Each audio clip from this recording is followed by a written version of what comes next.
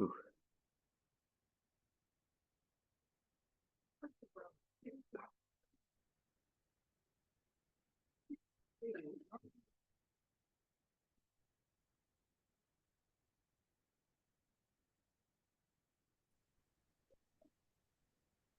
Josh, what's up, bro? I don't know if you can hear me. I gotta wait about 5 minutes to talk. We got a session going on.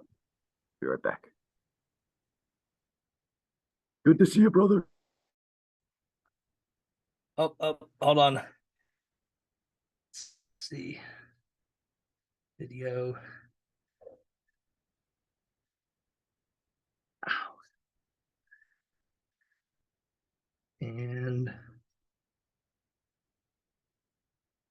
see.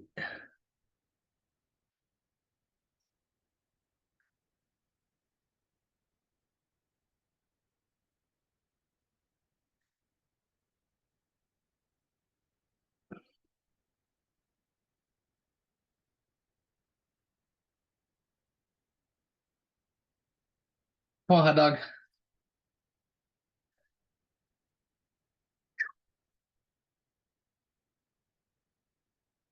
I can't hear you.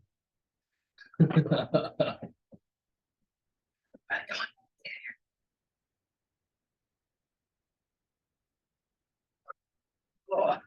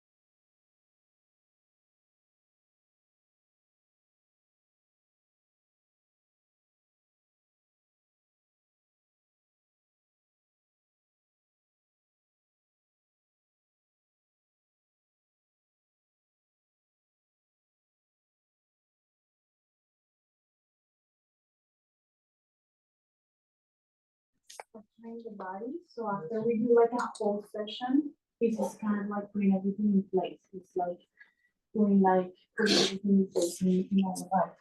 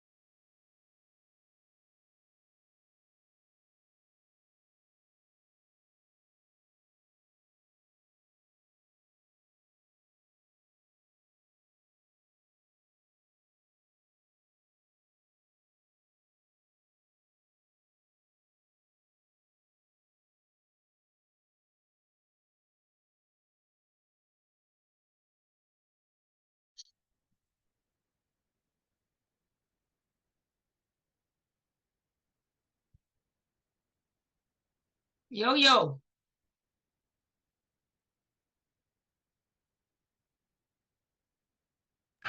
Hello. Hey, Josh. Hey, how are you, Cheryl? Good. Nice to see you. Nice to see you. All right, where are you? I'm in Texas, Wichita Falls. Yeah. Like all the brick. I love that. That's one of my favorite things. Yes. Yo, yo. So you flew out all the way to Massachusetts for the yeehaw. Yes, I did. It was incredible. What a trip, man. Yes. It's just into the unknown. Got to meet everybody. It just felt like instant family. Yeah, right? Are you trying to tell me that you sent me something? Chat what? Check the Oh, chat. chat. I know, I see it. Can we talk? Yeah, we can talk, right? Looking beautiful. I just got to keep you muted for a second. That's Great right. Can we seeing you. You talk? look amazing. Can we talk? Can he and I talk? You're gonna get access. I just gotta wait like 3 minutes. We're doing our last session. We've been going since Yeah, 6 a.m. Can Josh and I talk? Can't hear you. Okay, I'll type. Chat. I got it.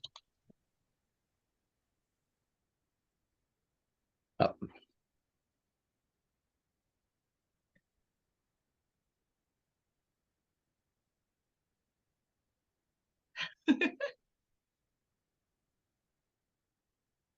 Cool.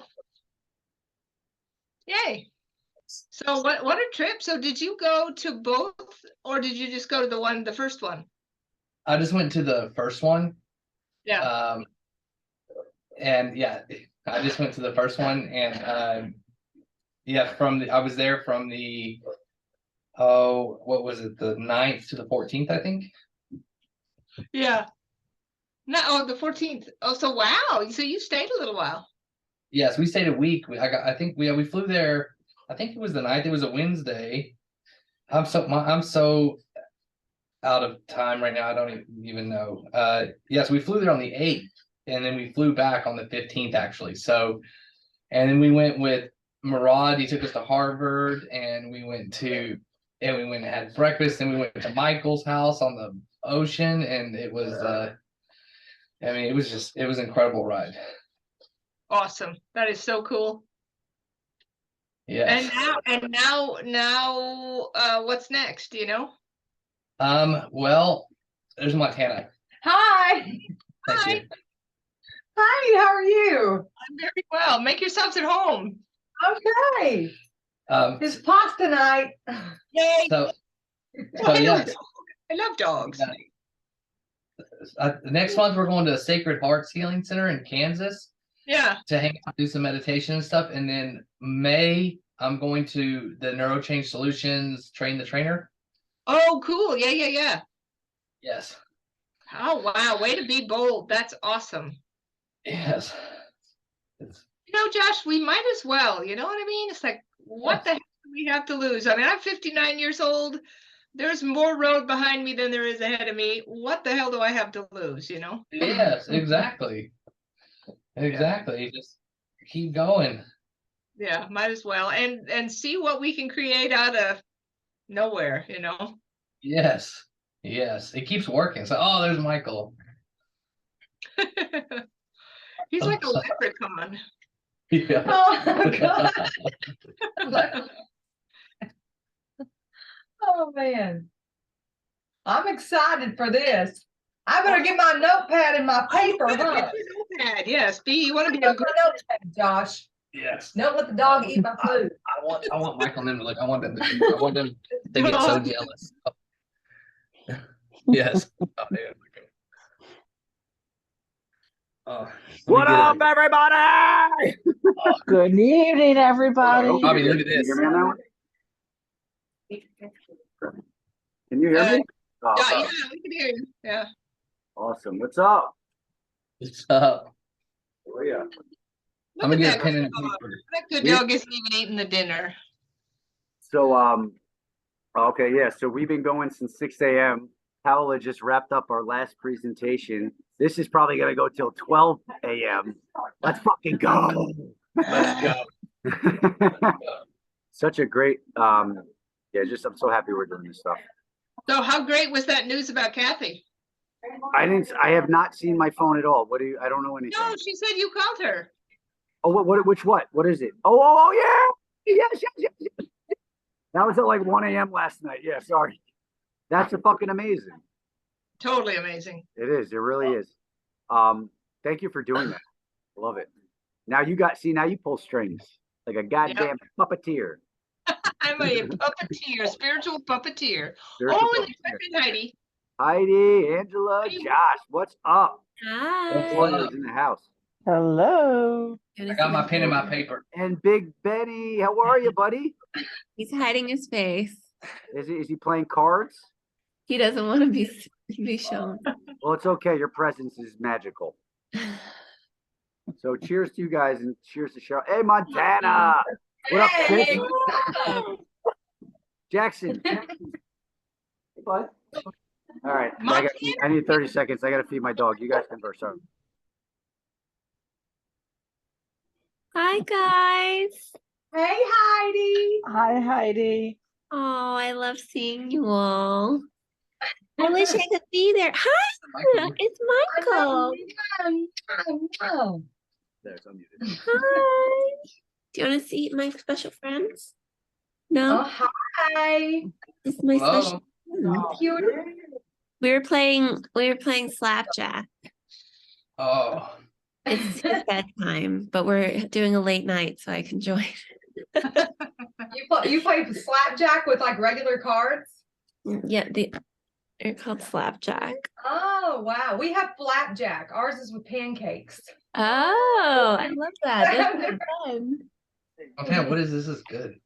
It's pasta. You Artichoke. wanna see the Artichoke, one artichoke. that you slap? Yeah.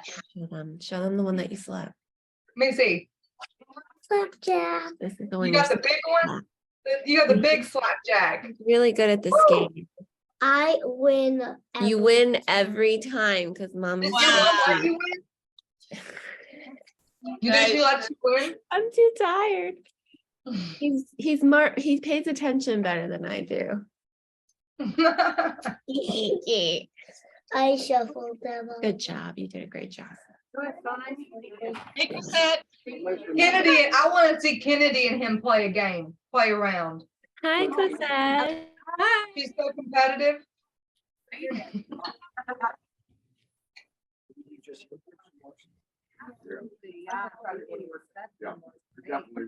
Yeah, this is just the beginning.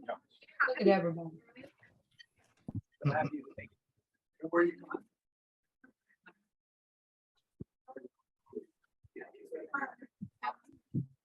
It's pretty cool. You like the pasta? Mm. Mhm.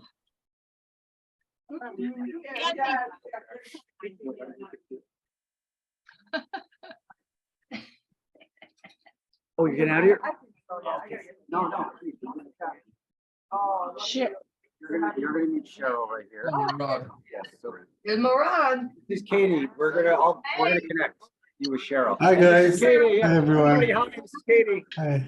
Nice to meet you all. I'm Okay. Oh, thank you so much for everything. Oh, thank you. It's nice meeting you. Excited. Okay. Yeah, thank you. Okay. Oh yeah, Barad, what's up? Dude, I gotta tell you something. I've never eaten curry. And I ate it today, and I ate it again, and I ate it again, and I ate it again. Delicious. Oh, sorry. Someone just said they didn't get any. Now I feel like shit. Sorry. You know, I'm lucky Montana wasn't there. I can see her sitting by the fire on the Yeah, couch. she's cooking up some meat right now. Oh, Because she would have critiqued me. She would have said, nah, you put too little of this, you put too much of that. you damn right. Yeah, look, she made pasta with I'll truffle. keep you in touch about all the stuff coming up. Oh, the truffle. Yes. All right. That's my favorite. Hey, Cosette, Hey, how are you? I am well. How are you? I'm doing great. So raise your hand, including Kathy, if you're going to Nashville. My intention. Yeah. Right, that's your We'll intention. see you again soon. I don't have a ticket Oh, yet. all right, we got but- What about Denver? What about Denver, Robbie? September? No, Denver. What? Denver. Raise your hand if Denver, you're going yeah, to Denver. Denver's after. We're all, I think, who's going to Denver? Yeah. So that's Denver, Yeah. the advanced follow-up Denver? Yes. Yeah. Awesome. Go. I'm going to Denver Oh, in July. You need a hand, right? Oh, Jackson? And who's going to Marco Island in September for the AFU? Think I go to the Sorry, week guys, it's gonna be a one. little less chaotic in a second. Robbie, Marco Island, September for the AFU. Yes, They- we they- planted the seed. Marco Island, But- we're all gonna go, we're all gonna get the same team, we're all gonna be wearing the same T-shirt, and we're all gonna plug in and charge up that room together. But Robbie, we're going for the AFU first option because there's I'm a going week both. long in the AFU. Yeah, So we're no, all I'm going to going be there both. for the AFU at least. Yeah. okay. And some will Yeah, probably do Make both. sure But everybody's applicable or can do that. Let's make sure everybody can. But- I think everybody in our group is advanced, right? Yeah, most Yeah. likely. I just wanted to make sure that someone accidentally didn't sign up for the 7-day and we were going all for the 4-day, Got it. and then we'd miss them anyway, so. Yeah. Oh. There we go. I'm going to the 7-day. Oh, They- Angela, change your plans. No, I don't change. No, take that back. Add the 4-day to the 7-day. Just I add would the love 4-day, to. tack it on. I don't know if I can do that for We'll work. figure it out, Angela. can't We'll get it figure it off. out. Yeah, Well, but I've already got my plane ticket. There we go. I love it. Hey, I just want to say hi, Avis Doctor. Very nice to meet you. You're very new to the community. Yeah, I just hello. Just want to say hello. Mary Claire. Hello.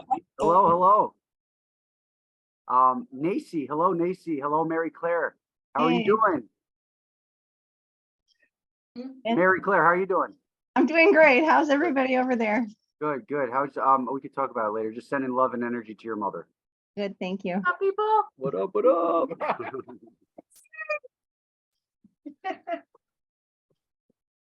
Donna, hello, Amanda.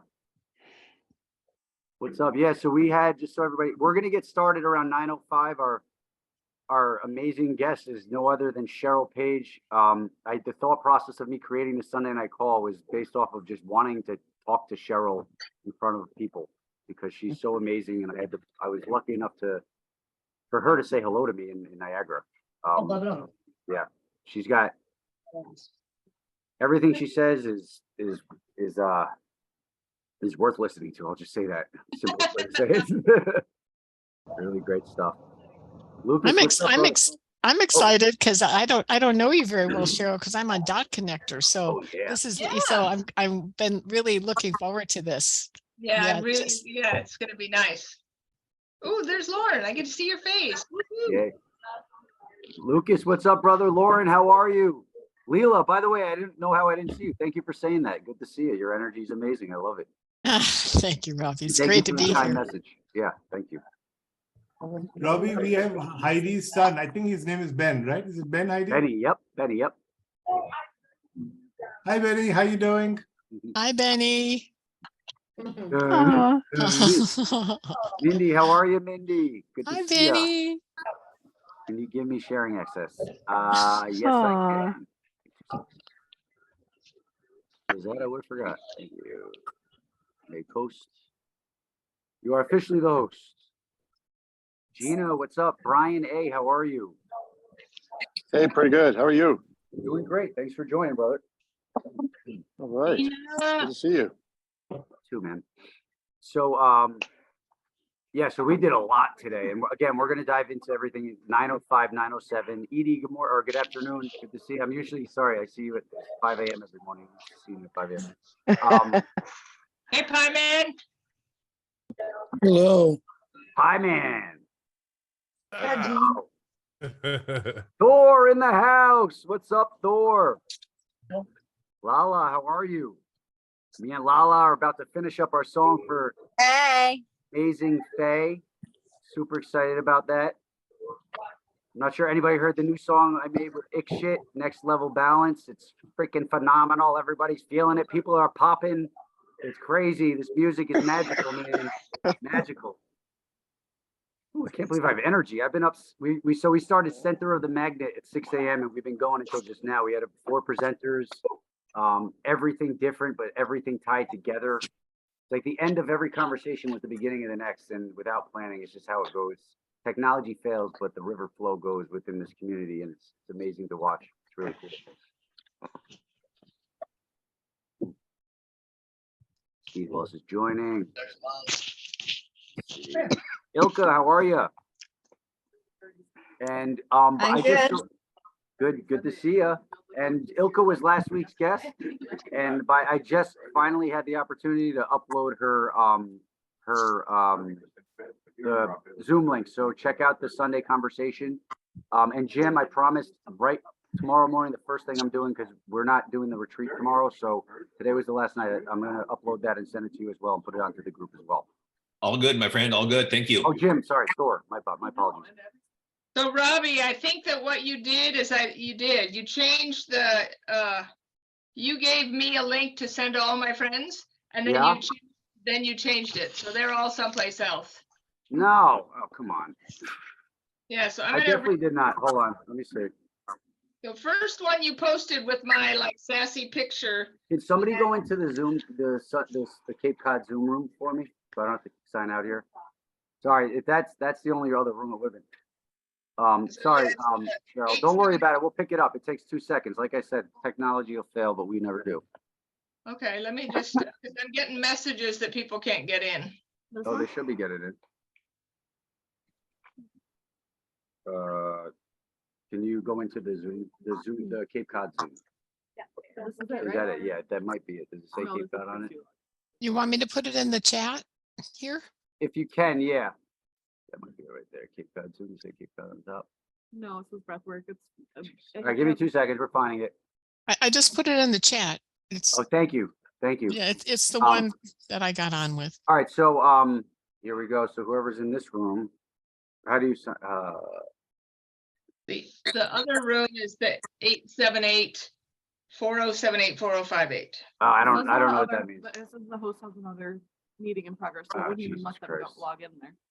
Oh, so Yeah. then you know what? Yeah, so Cheryl. Yeah. Okay, just forward everybody. Can you God damn it, Cheryl. I'm sorry. That's all right. No worries. I'm just sending it to as many people as I can real quick. Okay. All right. Yeah, hang in there. We'll start at 9:10, just so everybody hang tight.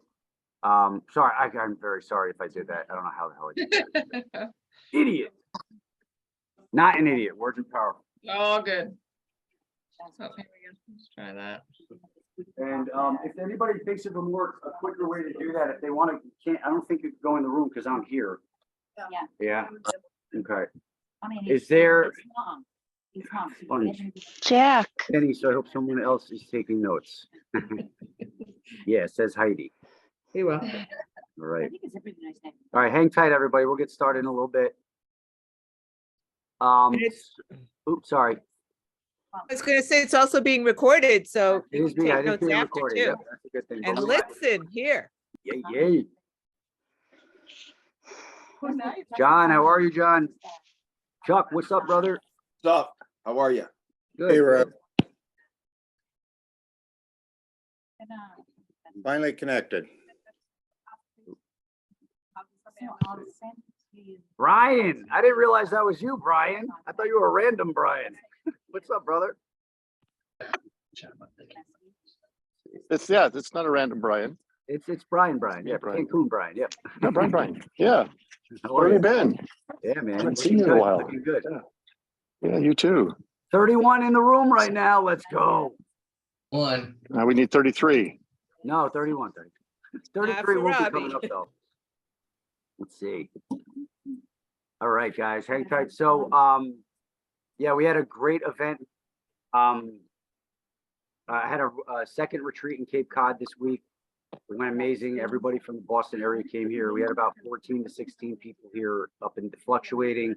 With some Zoom callers, the Zoom stuff got kind of screwed up because of the setup.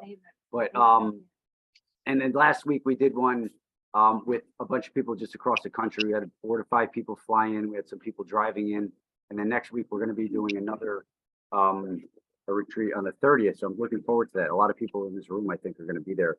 And also, so if anybody if anybody that's not part of our community, just so you know, we do this every Sunday night. You're more than welcome to join. We always have, it starts at 9 p.m. We always have a guest. Cheryl Page is our guest this week. The subject's going to be vibration ships. 33 in the room, by the way, Brian. The subject's going to be vibration ships. Let's go. And last week we had Ilka Degas, which it was shared death experience, as well as the power of overtones and music and how she got into that. It's super, super cool. So just know there's always great conversation going on. We're building, we're growing, we're learning, and every conversation. And then after the host, there's just this wind of conversation that gets created. We're on here for like another 2 hours. It's crazy, and people don't want to go. So it's thank you for being here. Thank you for bringing your energy. Just know you're always invited. As well, we have a Monday, Wednesday, Friday group. We meditate at 5 a.m. and 11 a.m. Eastern time. There are 2 different groups. You could do one or the other, but if you're interested, please let me know. And I'd be more than happy to accommodate. Lots of great energy. We're building. Collective energy is pretty powerful, and we're utilizing a new playbook with this, and we're changing the world. All right, we got 35 heads up in this bitch right now. Let's go. Let's fucking go. All right, a few of my friends hopped on. Joe's here. Hi, Joe. Hi, Ann. Okay. Hello, Joe. Hello, Ann. Sorry for the confusion. That's No worries. Hello. Ann and Joe are both going to be at Nashville. Let's go. Hey, raise your with the emoji thing. Raise your hand if you're going to be in Nashville. Let's see how many people in this room are going to be there. I'm going to be making some T-shirts if you're in the group too. As far as the Morning Warriors. Hello, Wendy. Hello, Ann. I just said that. Let's see who else. I just saw a couple other names. Sherry. Very nice to see you. Maggie, what's up? How are you? And whose iPhone? Is that Sheila? Zoom is Chuck. The iPhone. Yeah, sure. All right, guys, we'll get started in about 3 minutes just to give you an idea of what we do. Pretty much I just hand the microphone over to the guest, which is Cheryl Page.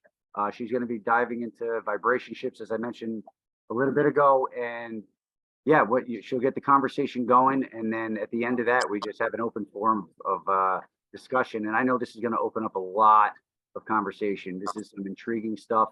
I met Cheryl. I guess I'll talk about that in a couple seconds, actually. Talk about how I met you.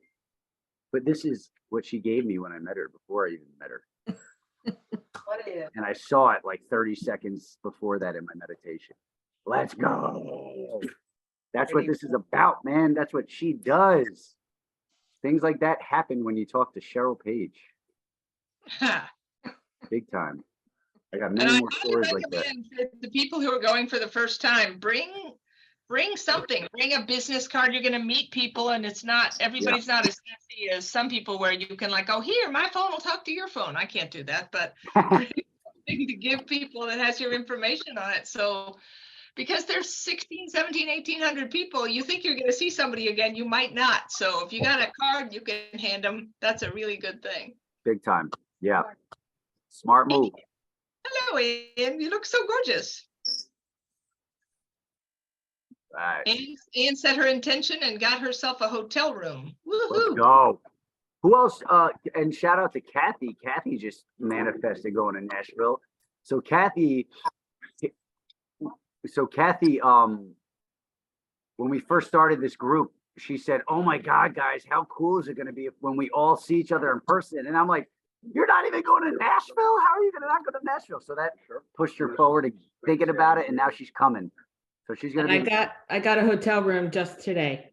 Let's go. Let's go. Good stuff. Okay, Robby, I said we were off. All right, cool. 36. So, all right, guys, just write down a little bit. All right. So, without further ado, I just want to talk about how I met you really quick. So, I met Cheryl in Niagara Falls in September. Completely changed my life. I love her to death. She's done so much for me in my life in this new journey that I'm on. As far as just manifestations, predicting things that are as small as me, her saying I'm picturing a sandbag and I trip on a sandbag 2 seconds later, as big as her knowing who my deceased nephew was before even me discussing it. And yeah, So deep stuff. I have a letter here. I'm not sure if it's going to be part of her presentation. If it isn't, I'm going to share it if she's okay with that. And yeah, without further ado, the amazing Cheryl Page.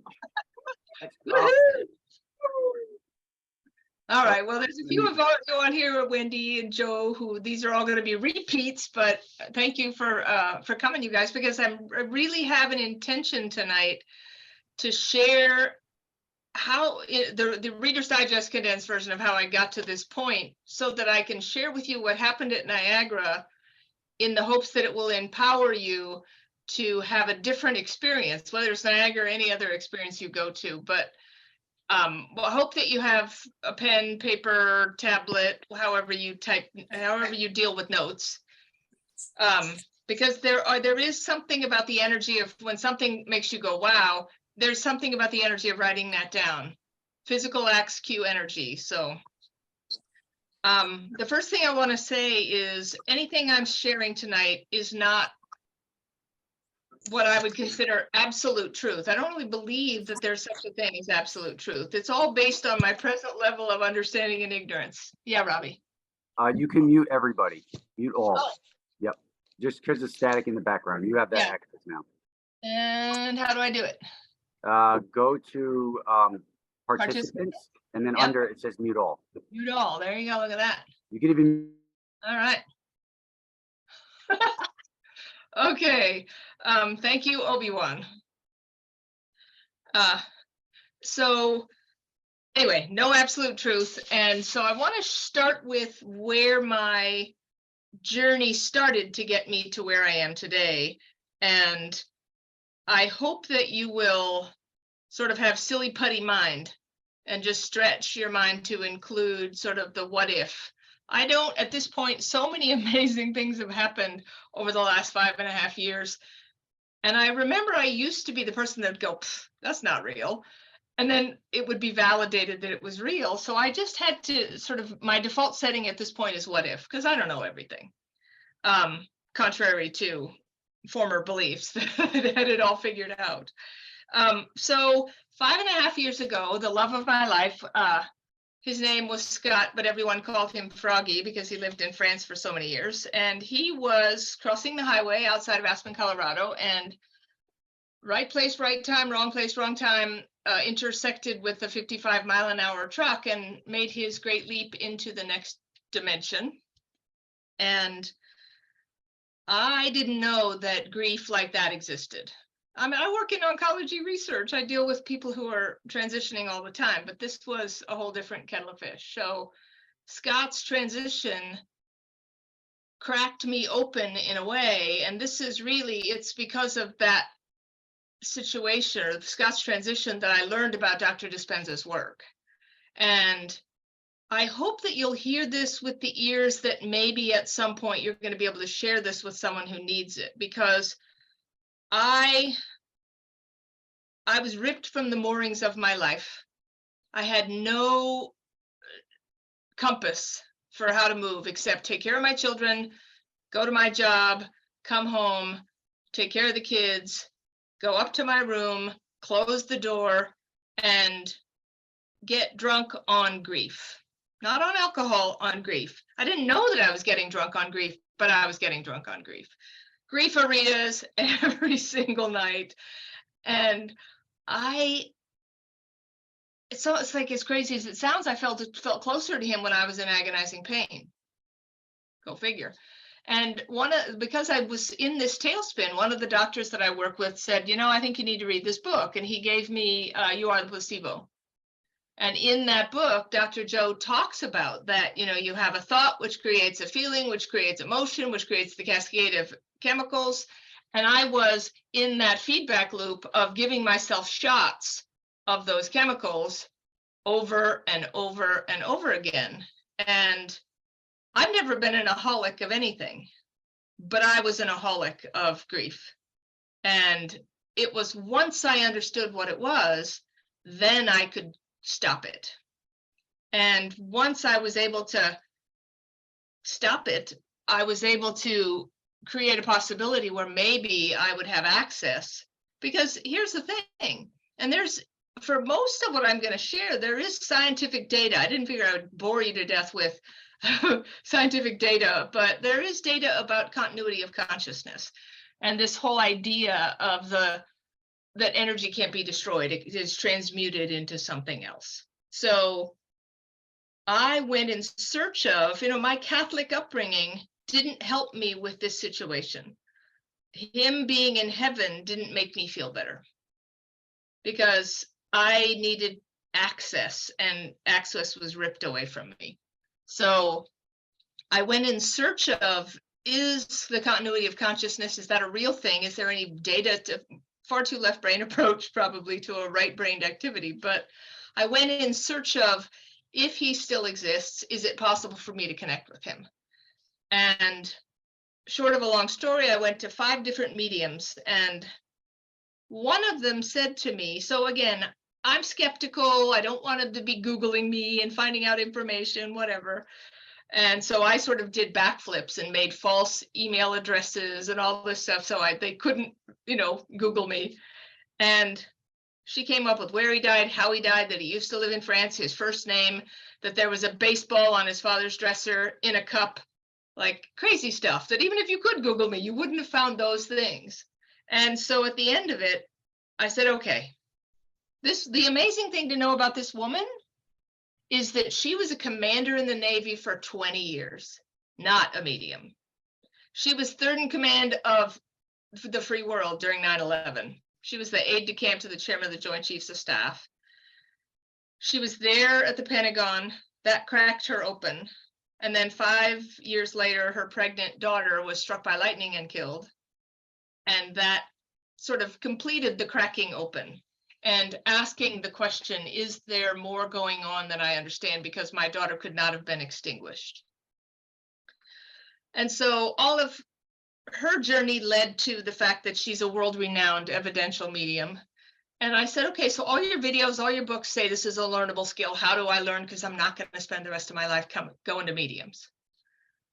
And she said the one thing I wish she wouldn't say. She said, meditation. I said, shit. And she goes, no, you need to think about it differently. And I've been trying for 40 years to meditate, never got it, never really understood what I was doing or how it worked. And she said, prayer is asking and thanking. Meditation is listening. I thought, holy smokes, I can't sit in a lotus position. I don't drive a Prius. I don't have prayer flags, but I can listen. And so she said, just always meditate with a notepad in your lap and listen. And she gave me some, I don't know if you guys are familiar with the HemiSync, that binaural beat technology, but I really believe that was part of my secret sauce.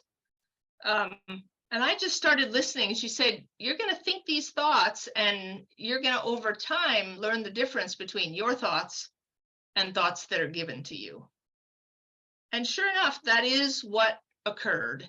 And at first it felt like I was connecting with him, but then again, I'm thinking maybe I'm making it up in my head. But all I can tell you is that when I was meditating, what I call listening practice, when I was meditating, I was not in pain. So I was highly motivated, an hour in the morning, hour at night. Instead of my grief-aritas, I was meditating. And I was writing down every single thing I got. And then I didn't know what to look. Sorry, sorry, Joe, about the Prius. I started to learn to listen and to begin to trust, because like I'm a researcher, it's what I do for a living. So if I get something and I don't know what it is, I go to Google and I say, let's say it's Scott. I say, okay, Scott, guide me to the message you want me to find. Why in the hell did you give me an avocado? And so I go and put avocado spiritual meaning. Or I put in Scott avocado. I mean, I basically just throw it like throwing spaghetti against a wall until I can find something that makes sense, but with an invitation for him to help me. And so what happened, guys, over this period of time of 2 hours a day for years of listening, Scott shows up and he validates in myriad ways that he shows up. And I'll give you some stories because I think the stories are important. But then other people start showing up. And again, I don't know if I'm making it up in my head or not, but if I don't have to prove it to anybody else, then doesn't matter. I can just ride the wave, see where it takes me. All I knew was the pain was gone. So, so one day I said to Scott, okay, when you were here, we had a relationship. Now you're here. What is this? What do we have? And he says to me, we have a vibration ship. I just was so excited. Like, what the hell is that? But it's such a great word. And so I'm the girl who needs the definition. So I said, what is it? What is it? And he says, meaningful connectivity between two people on different vibrational octaves. C, D, E, F, G, A, B, C. It's not a big distance to travel. And yeah, Robby. So that, I just love that because literally you can't make that up. This is what blows my mind. I'll shut up now. It's all good. So I begin to understand. So any quote unquote, we'll say any rational person would say that on July 7th, 2017, that would be the last day that Cheryl could make a new memory with Scott. But now we make new memories together all the time.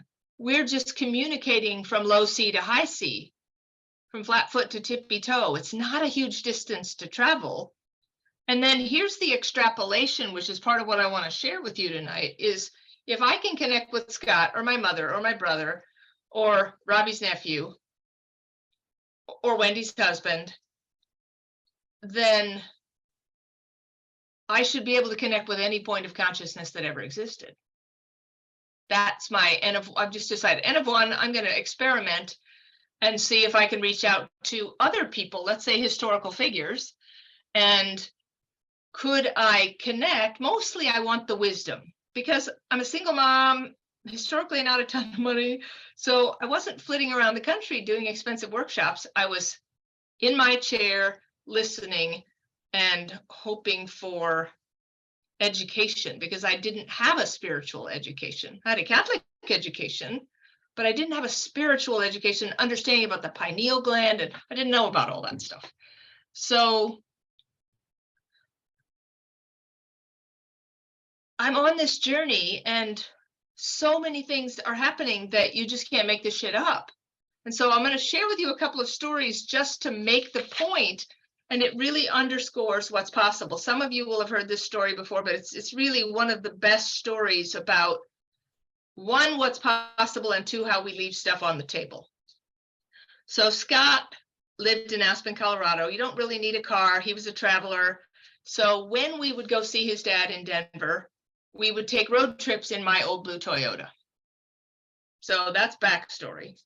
So then he passes and I start listening and I'm meditating, and we get to a year and some later, Thanksgiving Day of 2018. And I'm driving to his dad's house for Thanksgiving. And I'm driving through this canyon. I can't really get a radio station. So I turn off the radio and I'm just listening, thinking my thoughts. I get out the other side of the canyon and I know that he's in the seat beside me.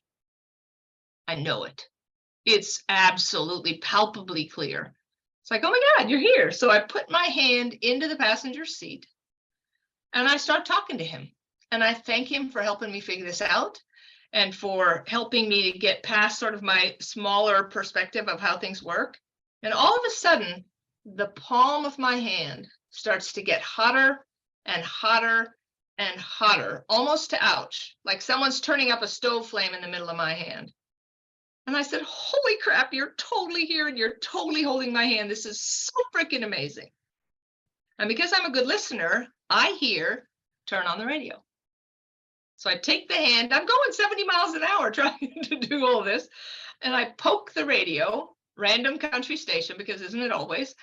And the lyrics coming out of the radio at that exact moment were, if heaven is anywhere, it's right here, always having your hand to hold.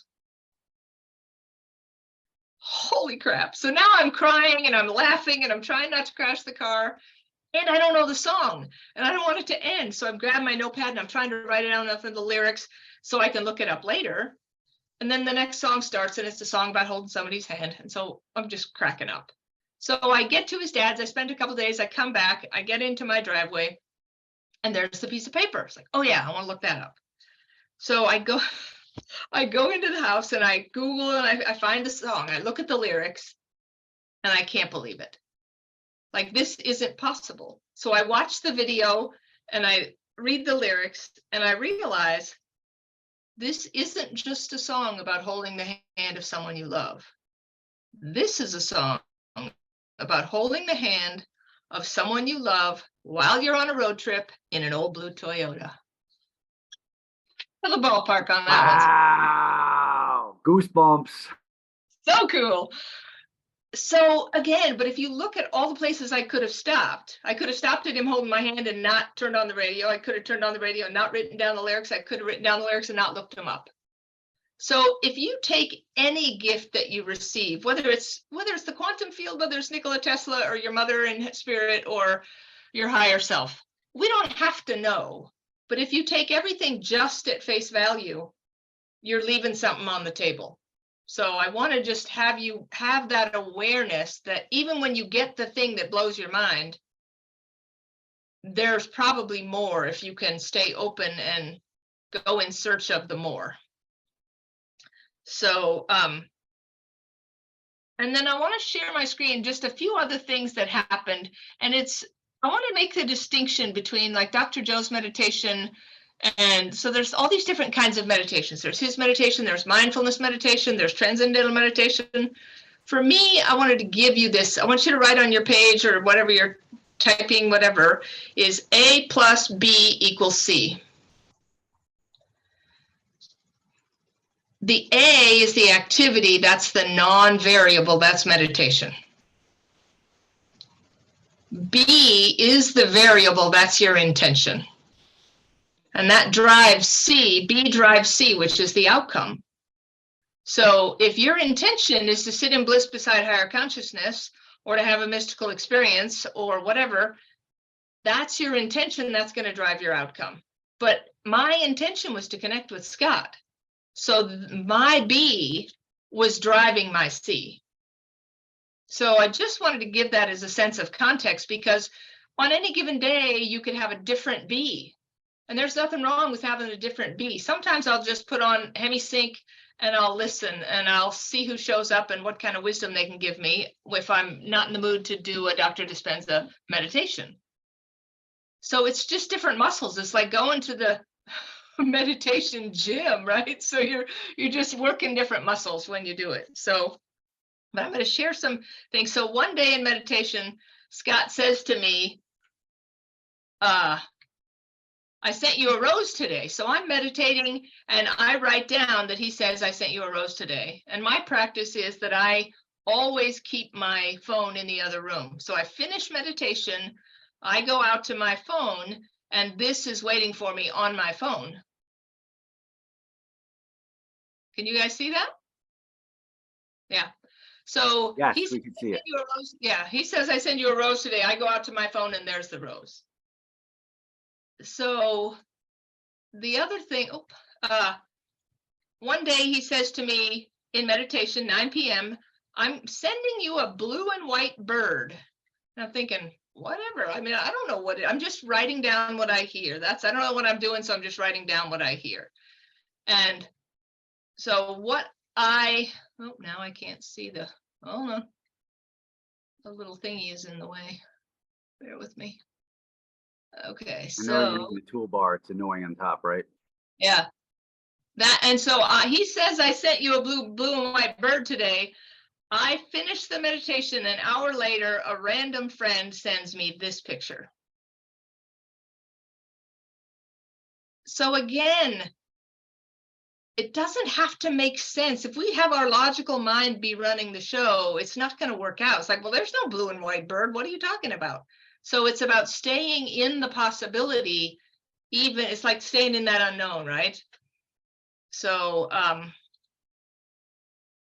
going to, we'll get to John F. Kennedy in a second. Hold on about that.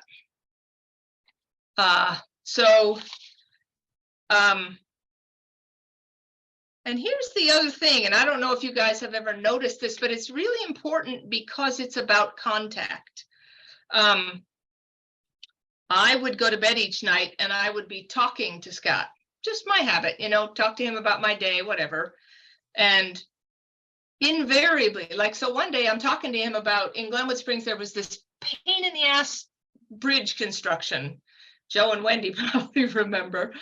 And so I'm talking to him about this bridge and how bad the traffic is. And I'm lying in bed and my phone makes a twinkling sound. And at that exact moment, some random friend texts me a picture of a bridge. And another night I'm talking to him about, because we were both members of the Fraternal Order of Eagles. And I'm talking about the Eagles and about, this scripture that his dad wanted me to read him. And anyway, about Eagles. Lying in bed, talking to him, and twinkly sound of the phone, and somebody sends me a picture of an eagle. So what is that? I don't know what that is, except what that is possibility. And I just kept saying, what if? Because I don't know. So, but the thing that I do every single day is I invite. So people, our society believes us, like traditional grief counseling encourages us to have separation from those we love who passed and to move on. And in my mind, there's two kinds of people. No judgment, but there's two kinds of people. There's the move on people and there's the move forward people. I was not willing to move on without Scott. But if I could find a way to move forward, I was all in. And so the vibration ship has allowed me to move forward with him in a really dynamic and interesting way. So one day I was doing a reading for, and in case you guys don't know, my day job, I don't feel like that old comic joke, right? Don't quit your day job. But on the weekends, I do evidential mediumship readings. So I'm doing this reading for this woman, and she wants to hear from her dad. And her dad had said to me, pick this book off the shelf, open it to the page of how old I was, and there's going to be wisdom for her, whatever. So I picked the book off the shelf. I asked her how old he was. She tells me how old he was. We open the page, and it's like a holy crap, it's the thing he told her whole life kind of moment. And so I said, let's do an experiment. You ask your dad for a gift. Hold out your hand and just have him put a gift in your hand. Doesn't matter the very first thing. What's the very first thing? And I mean, you and I, we can think of something quickly. And I said, don't overthink it. And still nothing. I said, what is it? What did he give you? She says, I don't like what he gave me. I want him to give me something else. And I knew what it was. And I said, you got to say it. What did he give you? And she said, a paper clip.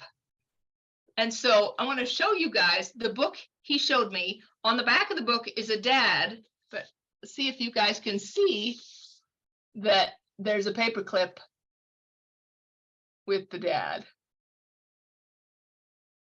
And so she was fighting the paper clip, but that was evidence from him, because I can't magically pick a book and then she's thinking of a paper clip. You know what I mean? So much more is possible if we can sort of get out of our own way. So this continues to unfold, and I'm doing those experiments of, okay, if I can connect with Scott or my mom or my brother or whomever, then I should be able to reach out to others. So in 2018, and again, some of you will know this story before, but before this all started, where I can connect with anybody, I'm still on wobbly colt legs, and I don't know exactly what the heck I'm doing, but I'm just winging it. And I'm in my meditation, and there's Nikola Tesla. Now, I don't really know anything about Nikola Tesla, so energy, frequency, and vibration. He lived in New York, whatever. I didn't know the history at that point, but there's Mr. Tesla. And so I'm thinking, you know how fast your brain was like lightning? It's like, okay, I might be crazy, but I don't have to prove it to anybody else. What can I do for you? You go through this thing. And I said, well, first of all, if you could give me some evidence that it's you, that would be helpful, because I'm learning. And he says to me, I used to live in Colorado Springs. And I'm thinking, what are the chances of that? I mean, I knew it was New York and Serbia. And he said, look it up. So I opened my eyes, I opened my laptop, Nikola Tesla, Colorado Springs. Sure enough, he used to live in Colorado Springs. Okay.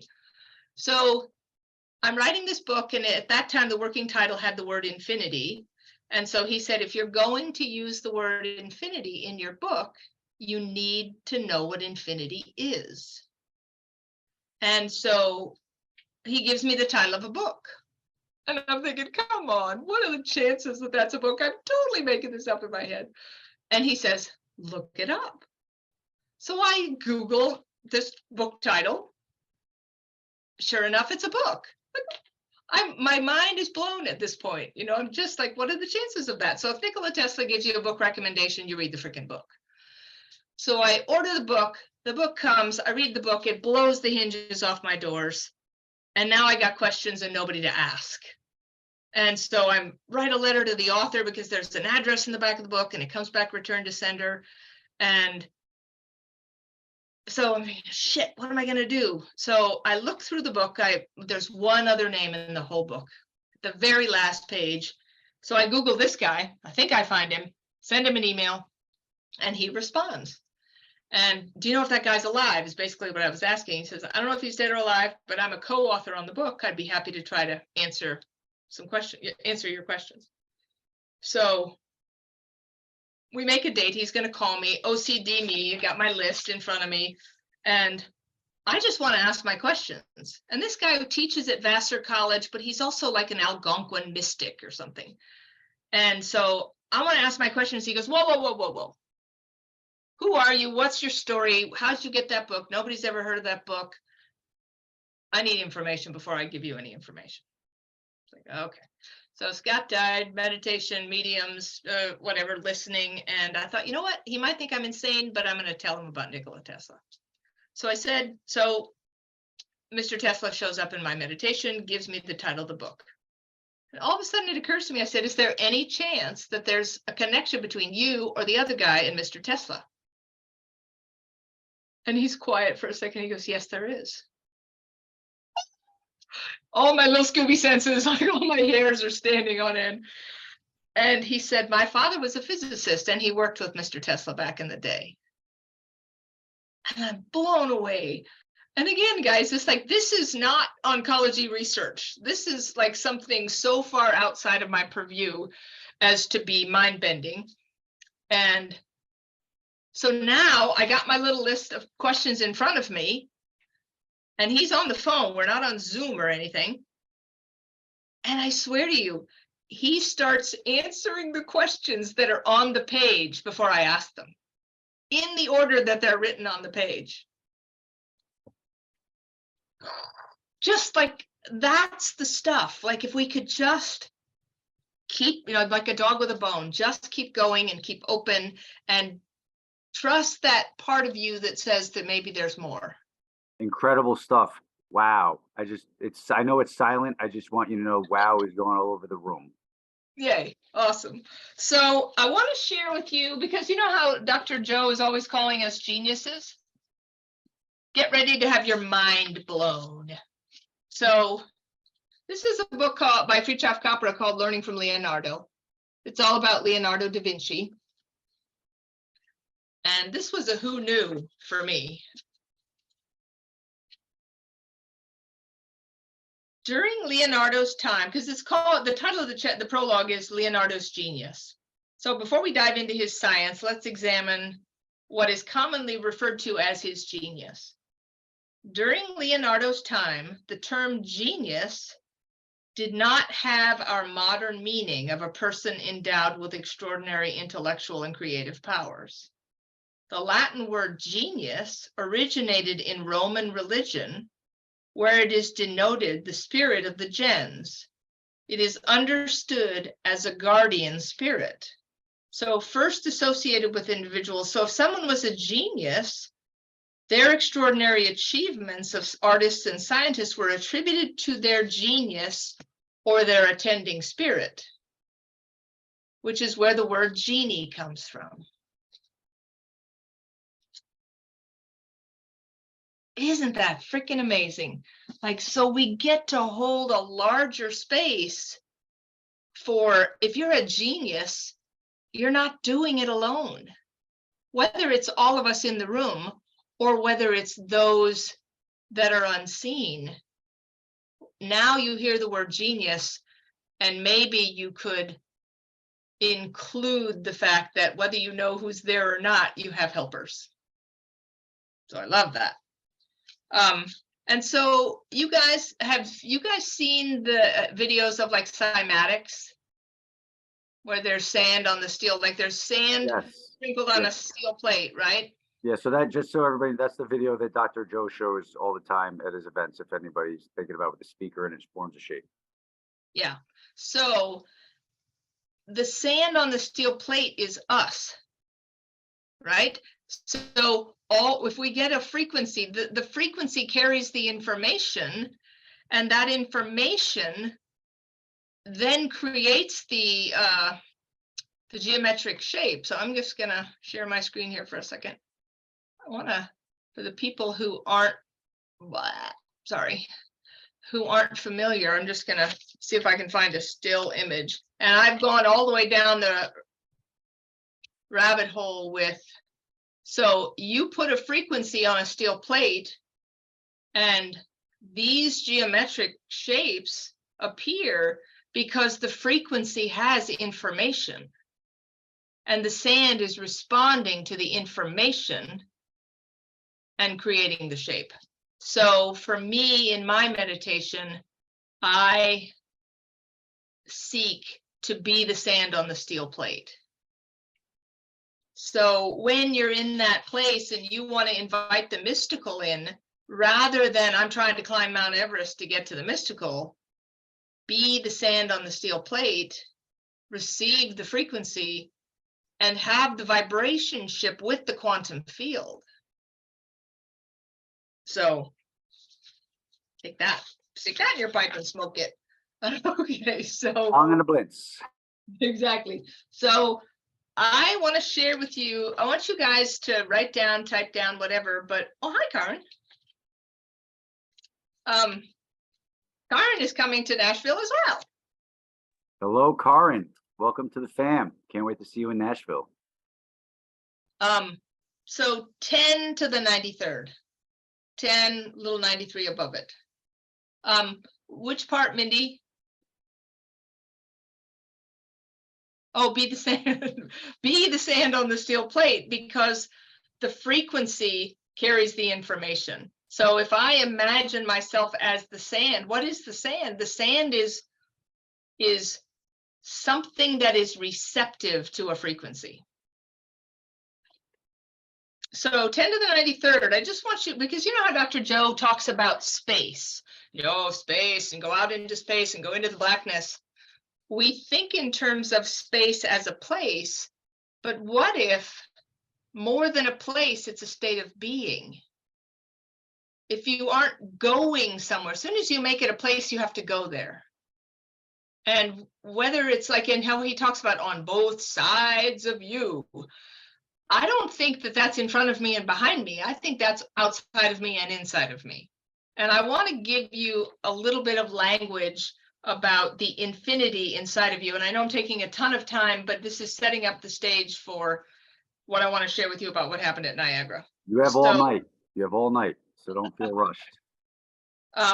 So the Planck, P-L-A-N-C-K, after Max Planck, physicist Max Planck, is the smallest oscillation of the electromagnetic field that holds volume.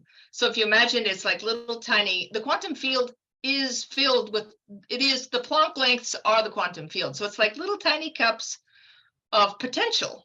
So when he says, does that exist as a potential in the quantum field?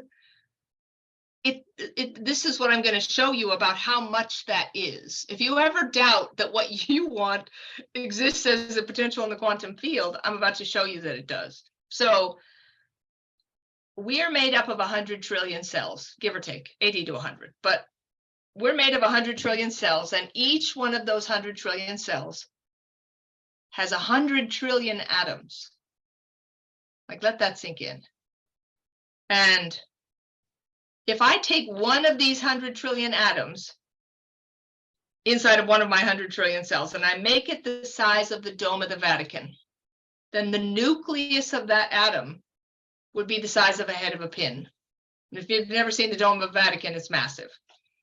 And if we grew the Planck length, which is trillions of times smaller than the nucleus of the atom, if we grew that just to the size of a grain of sand, then the proton in diameter is approximately from the sun to Alpha Centauri, which is 40 trillion kilometers. And this is all inside of you.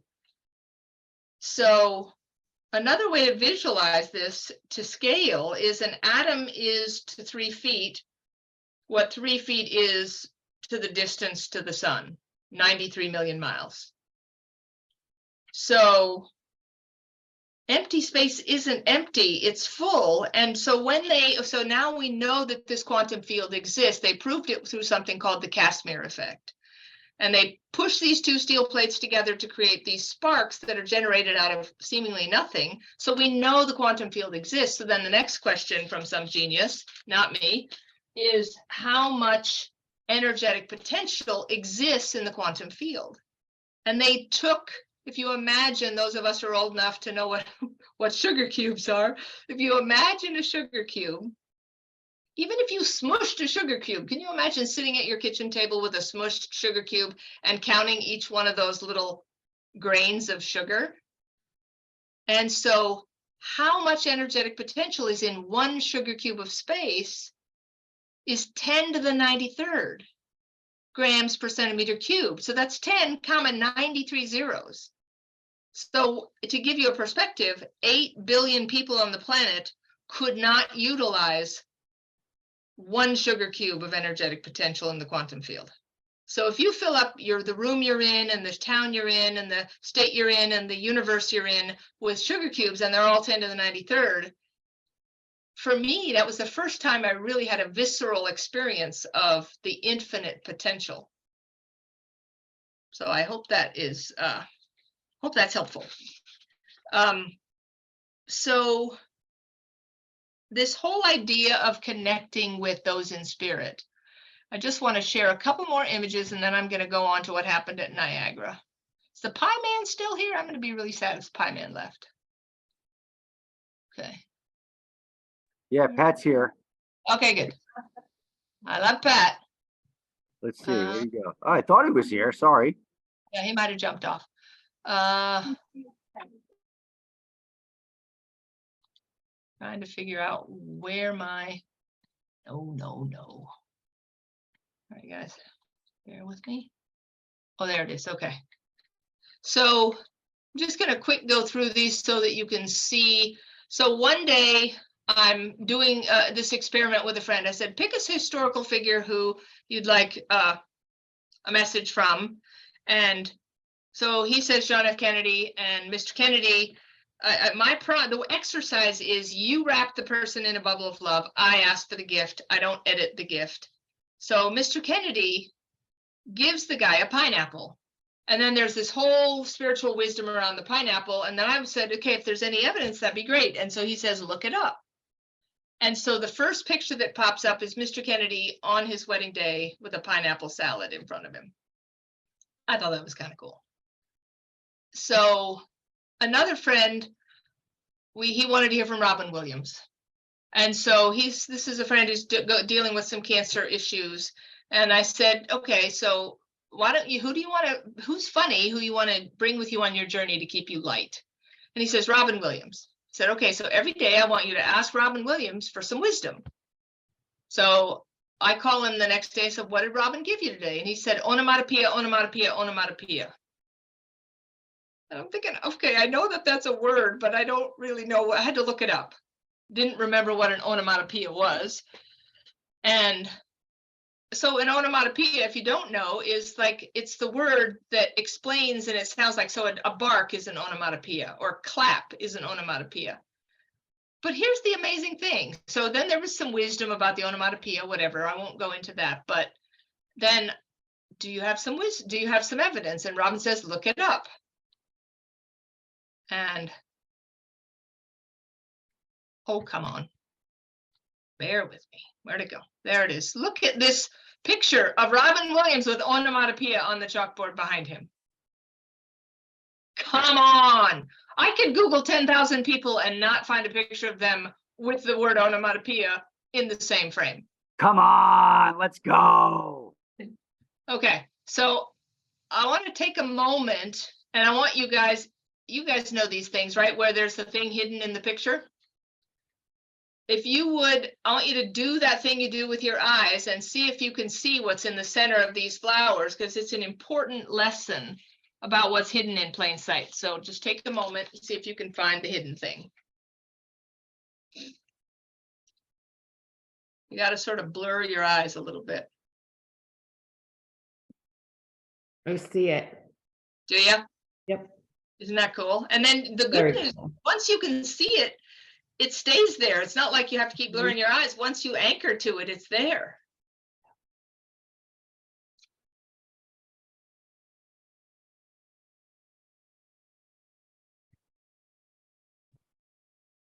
Any I can luck? never do this or throw a frisbee. Those are the two things I can't do. So I'll tell you, for those who aren't having success, there's a heart, a really robust heart in the middle of these flowers. But if you're looking at this and you were you were observing, you would say there's no freaking flower, there's no heart in there. And so I suspect that these magic eye images, I think about it in terms to everybody who wants to see the blue beings. You just got to be able to shift your sight to be able to see what's hidden in plain sight. So I want to go, ooh, come on, I'm gonna close that one down. Close that one down, close that one down. Okay, this is the one I want. All right. So I want you to have the Milky Way in your mind, and then I'm going to come back to it, but stop sharing. Okay, so you guys can see this picture of this beach ball, right? And so you, Robby, with your hands, tell me about how big that ball is. Probably. I'd say it's 8.5 by 11 inches. Okay, but show me with your hands. Oh. Yeah, like about that big. Does everybody think like, is that, what about you, Cosette? What do you think? Kathy? Yeah? Okay, so we look at that, and based on past experience, we say that's about how big that is, right?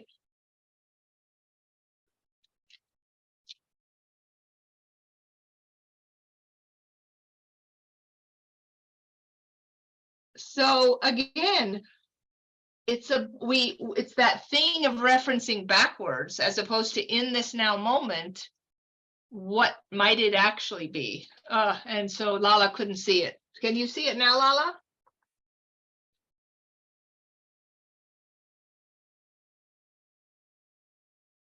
So it's a man. I think she was referring to the other picture. Okay. Yeah.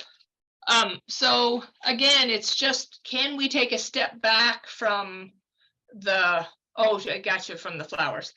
Take a step back from what we perceive from based on our past, and can we keep our eyes forward to what might else be possible? So now I want to get to what happened at Niagara, and I have an idea that I want to propose to the folks who are going to Nashville. So you guys now know, so there's Mr. Kennedy, and there was some things from Amelia Earhart that I didn't show you, and there's Alexander the Great and Nikola Tesla, and I've just basically been experimenting because I want this spiritual education. So I ask someone to step in, or I just have a random thought, like, I'm 59 years old, I can count on less than one hand the times I've thought about Alexander the Great in my life, but one day he shows up and he gives me this out of the ballpark evidence that he's there. So I just decide, okay, I've decided to go to Niagara and do this week-long retreat.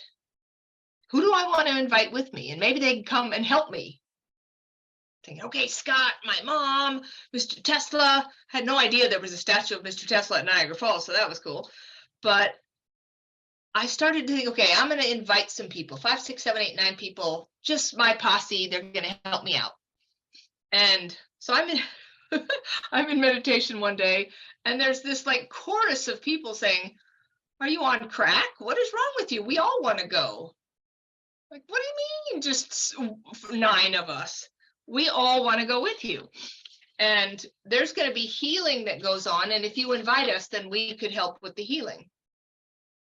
So get out a piece of paper, kind of bossy, but get out a piece of paper. So I get out this piece of paper, I take an 8.5 by 11 sheet and I make 3 columns and I start writing down names. And I come up with 170 names of like historical figures, spiritual leaders, people that I love. I asked Karen and I asked Joe and Wendy, I asked people to give me names of some of their people. So there was one column of the unknowns. And so here's the list. So it's a double-sided. And what my request was, so we all sort of loaded up in my car like a clown car to drive to Niagara. And my request was, okay, here's how you can let me know you're here. Why don't you check in with me by giving me some, like somebody mentioned, like the first night at Niagara, Dr. Joe talked about Max Planck and Albert Einstein. Check, check. I could check them off the list. The second day I'm there, I'm eating lunch with a woman. I see her name tag, her last name is Gandhi. Check. And so out of 170, 100 people checked in, which I thought that was pretty badass, right? So, but here's the thing, because I do research for a living, I know that it is not responsible for me to add a variable into the middle of Dr. Joe's research without informing them. But they don't know me from anybody, so I'm not going to go up at the beginning and say this. I'm going to go up at the end. So I type a little letter. This is me, 20 years of research, blah, blah, blah. And this is what I did. This is why I did it. And here's the list of names. And these are the people who checked in. These are the people who checked in. I don't know if they're going to think I'm crazy. It doesn't really matter. At this point, I'm being given instruction that I need to at least make them aware of the variable that I've inserted, because what happens if the healings are orders of magnitude higher than they would anticipate, and they weren't aware of the variable that was added in? So, and everybody I've talked to among the staff who was at Niagara said it was over the top as far as an event. And so, but here's the thing. So, and on the, here's some of the names, just so that you have some perspective.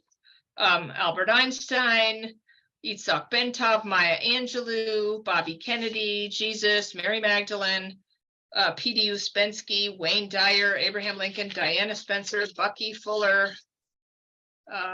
Mother Teresa, Pablo Picasso, Eleanor Roosevelt, Amelia Earhart, Ella Fitzgerald, Harriet Tubman. I mean, I was just like whoever I could think of, right? And so on the third day, so we start Monday night, and then we go through Tuesday, meditation 3 times a day. We get to Wednesday, it's the Wednesday morning meditation. And I am sitting there, I'm in the front row, and I sort of, even though I can't really see them, I can't see them at all, I'm looking around the room like, okay, you guys are here, right? Like I invited you, you're here, right? And so anyway, the meditation starts. And I'm like not center stage, I'm over to the, if I'm facing the stage, I'm over to the left. And I'm doing the thing, and we're being guided to do the meditation. And all of a sudden, like a movie, Jesus walks up in front of me and kneels down and takes my hands. And Mary Magdalene has got her hands on my shoulders. And this is as real as anything I've ever experienced. And he says, of course we're here. You invited us. And we came because you invited us. And because you invited us, we can help. And we're so grateful. Now, I burst into sobbing tears, because what he does next is he shoots from his fingers into my fingers lightning bolts that fill every cell in my body up with light and energy. And there was no capacity in me to hold that much energy. So I'm sobbing, and so we get to the end of that, and because I can't help myself, I get to the end, it's like, okay, that was totally amazing, and if you could give me some evidence that was you, that would be great. And so we go on the break, we come back, and for those of you who are there, I don't know if you remember this, but we're sitting there, Dr. Joe's doing his, lecturing, And about an hour later, apropos of nothing that he's talking about, all of a sudden on those 6 jumbotrons is a picture, a cartoon picture of Jesus wiggling his fingers with energy coming out. And I'm freaking out, like, okay. And I turned to the guy next to me who's been to 6 events. I said, can you see that? And he looks at me like I'm crazy. He goes, yeah, I can see that. I said, have you ever seen that before? He goes, no. Turned to the lady over here. She's been to 3 events. I said, can you see that? She goes, yeah, I can see that. I said, have you ever seen it before? She says, no, I've never seen it before. And all throughout that week, he kept commenting about Jesus. And to the point where some crabby people were saying, why does he, well, I don't know, I'm taking offense at the fact that he keeps talking about Jesus. But I invited him and he showed up. So the point in the story, guys, is wouldn't it be interesting for those of us going to Niagara? Wouldn't it be interesting if each of us invited every single person in spirit that we could think of, whether it's people that are known or unknown, and we all have our list, and we invite them to step in? It doesn't have to be blue beings. It can be our loved ones. It can be historical figures. And what if they stepped in and were able to help because we invited? So N of 1, it was an amazing event, but we could blow the roof off the place in theory if we each had a list and these are the people that I invited. And maybe just maybe as an idea, if everybody types or writes whatever, 2 copies, you have a copy so that you can do the check-in thing, and you give me a copy so that at the end I can give them all of the people that were invited. Is that 1,000 people? Is it 2,000 people? I think we could blow the roof off the place, right? So I think that the point is a what if more than anything else. So that's my idea about Niagara. And there's something I want to, you know how we're all Nashville. Sorry, Nashville. Can't help myself. They all begin with N. Thank God Denver doesn't begin with N, because I'd be messing it up. Denver. So we're always talking about dimensions, right? And I want to read you something. It's from a book called 4-Dimensional Vistas, which was written in 1916. But it's the best I've ever come across. And so I wanted to give it to you as a what if. It's a long paragraph, but you'll get the point. Our space has been defined as room to move about. Let us accord to this definition the utmost liberty of interpretation. Let us conceive of space not alone as room to move ponderable bodies in, but as room to think, to feel, to strike out in unimaginable directions, to overtake felicities and knowledges unguessed by experience and preposterous to common sense. Space is not measurable. We attribute dimensionality to space because such is the method of the mind. And that dimensionality we attribute to space is progressive because progression is the law of the mind. Now, here's the part that's interesting. The so-called dimensions of space are to space itself as the steps that a climber cuts into the face of a cliff are to the cliff itself. They are not necessary to the cliff, they are only necessary to the climber. Dimensionality is the mind's method of mounting to the idea of the infinity of space. Right, Lauren? Totally.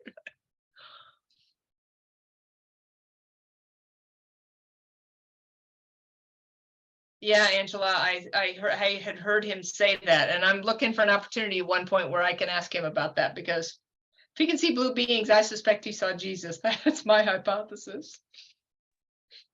So anyway, we give it a name because we need to wrap our head around it. But the reason I bring it up, can you please repeat about getting past going forward? Can you unmute and tell me what that means? Say that again, I'm sorry. Oh, Eddie asked a question. I didn't know what it was. Can you please? When you repeat were about- talking about going forward or Moving on or going forward. Oh, gotcha, Yeah. gotcha. Okay, thank you, Thank Kathy. you. My secretary. Sure. Thank you, Kathy. I love you, Kathy. Thank you. I know. So the moving on people versus the moving forward people, because when Scott died, people kept telling me it's time to move on. It's time to move on. And which to me implies that I was going to leave him behind somewhere. And if continuity of consciousness is real, then I shouldn't have to leave him behind. So the move on people leave them behind and they deal with their grief and they move on. The move forward people are the people, like I was not willing to move forward without him if I didn't have to. So I wanted to move forward with him. And when he gave me the gift of the vibration ship, I came to understand that through having this vibration ship with him, I could move forward with him in a very different way, but holy smokes, so much more robust. So we get a choice about moving on or moving forward. And nobody gets to tell us what our choice is going to be. It's okay. I have full respect for somebody who wants to move on, but it wasn't, I was suffocating and I was not willing to move forward. I wasn't going to move on with him. I had to move forward with him. So, but the world we live in has a hidden side. And I was not aware of that before Scott passed. And the gift to me from him and so many others has been an awareness of that. And can I shift my frequency to be able to receive larger, more dynamic, robust pieces of information? And I think that it's through our central nervous system. And that's the other thing I want to share with you, where sometimes a connection or the way that we tie things together only happens over many years. So one day I'm meditating and there's Mary Magdalene, good Catholic girl that I am. And I didn't know, like, what can I do for you? Do you have a gift of wisdom for me? And she says, follow the Milky Way. And that's all she says. And I was like, I don't know what that means, but I write it down, follow the Milky Way. And then I start to go down the rabbit hole, trying to figure out what that means. And I am Googling it and what's the spiritual meaning of the Milky Way. And I find this woman who wrote a book about following the Milky Way. And I learned that the Camino de Santiago in Spain is called the Via Lactea. It's because it follows the Milky Way. But this is a gift that Mary Magdalene gave to me that I want to give to you, that maybe it will be of service to you in your meditative practice. So I'm searching and searching and searching, and I'm not finding what it is she's trying to say. And so I go back to her a week later and I don't know what you're trying to say. Help me understand what you're trying to say. And she points her finger at me. First, she starts at the sky and she points down through the top of my head and all the way down my chakras. And she says, follow the Milky Way. And all of a sudden I got it. So I described to you guys about the infinity inside of you, right? So what if the Milky Way external comes down through the top of our heads and energizes all of our energy centers? So because what the energy centers do is as those are activated, what happens is a recalibration of our central nervous system. So if you think in terms of the Milky Way, you have a Milky Way galaxy inside of you, as much as there's a Milky Way galaxy outside of you, as above, so below, as without, so within. So this image came along, right? Isn't that cool? So I want to share something with you so that was 2 years ago. But now when I'm in my meditation and I'm feeling a little stuck or I'm feeling a little constricted, I just hear her say, follow the Milky Way. Like, open that up, allow for more. And so there's this book, and I don't know if you guys know about the fact that Mary Magdalene did have a gospel, and much of it was lost. But anyway, I'm interested. Sorry, Cheryl, just at the end, just remember, it says the Gospel of Mary Magdalene. Yeah. Got it. And By Luke. By Luke. Okay, yeah, we'll put that in the WhatsApp group just for everybody. Sorry, didn't mean to interrupt. Yeah, it's okay. So I'm gonna just, to me, this isn't a religious declaration. I ordered this book 2 years later and I get a validation of what she said. So this blew my mind. And I like when things happen where it's a thought I never thought of before. So for those who don't have scripture in their mind, hey, Doe, nice to see you, Donald. You can see Donald, Robby? Yeah. Hold on. Donald, what's up, brother? Oh, so good to see you. Happy and healthy. Everything's good under the sun of Mexico. So cool. Let's go. Marco Island as well. Don't forget about that. Yeah.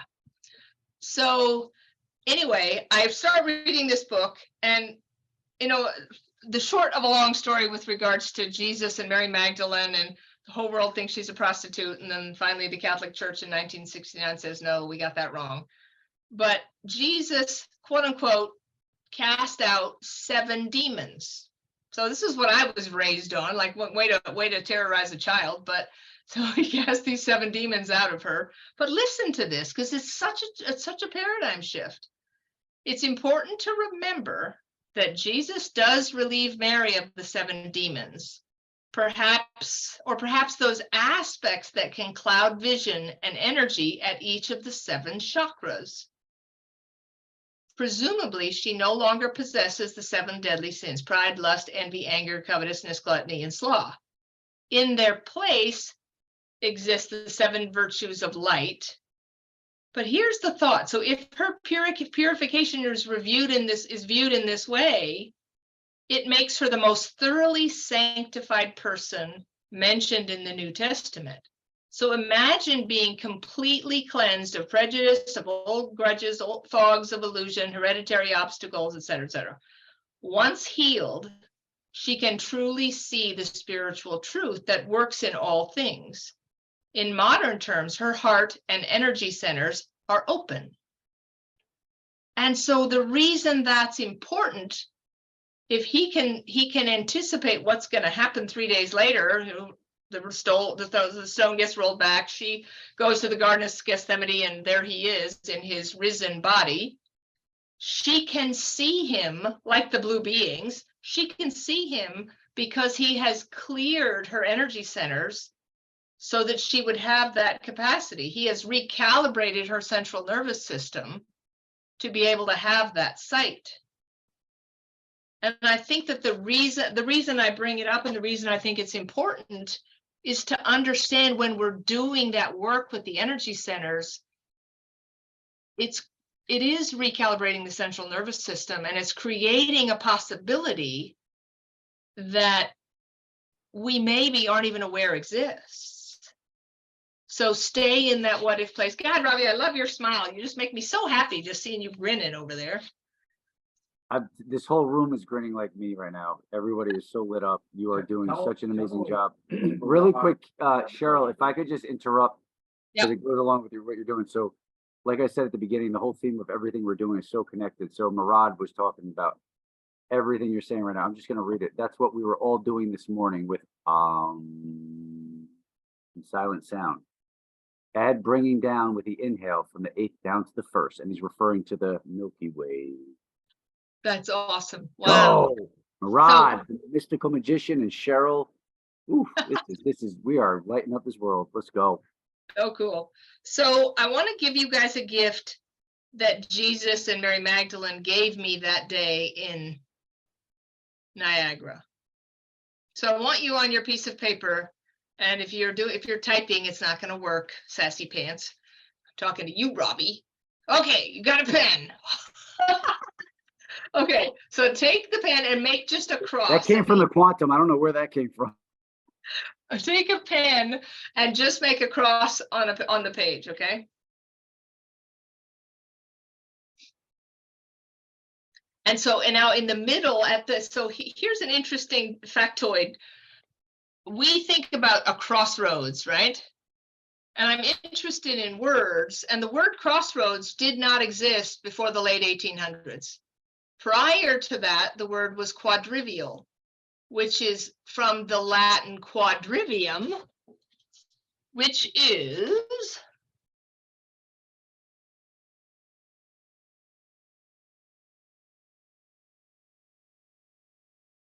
Hey, Cheryl, sorry. Would you mind just starting with the cross comment? Everybody was searching for pens and we're all scatterbrained. Yeah, so we haven't gotten past that point, but so basically if you draw the cross on the page and you think, yes, exactly, Robby. And then I want you to put a heart in the center of that cross. And the point of it is that at that quadrivial, and if you think about it, the word crossroads sounds kind of like you just swallowed a hammer. It's not very vibrationally interesting. But if you say quadrivial, it feels different in your body. So at that quadrivial is your heart, right? And so that your heart is the quadrivial between heaven and earth. And because of that, what Jesus said to me, like this download of information, if you imagine you stand up as a human, we make a cross, right? Arms out, standing up, we are the cross. He says, be the cross, don't see the cross.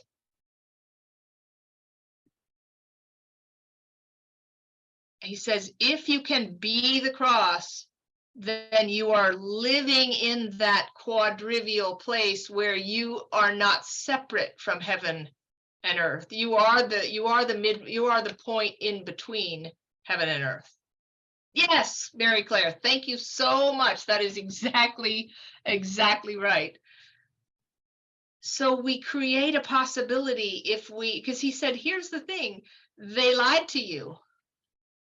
And what is that, Rob? So Paula, who's here in the room, Audrey just mentioned it, and Paula's right next to me saying, I just said that today. I just said that and drew that in my journal. And literally Audrey, who's in the room, said Paula drew that in her journal today, and boom. That's so Let's cool. fucking go. Wow. Unbelievable. I totally love that.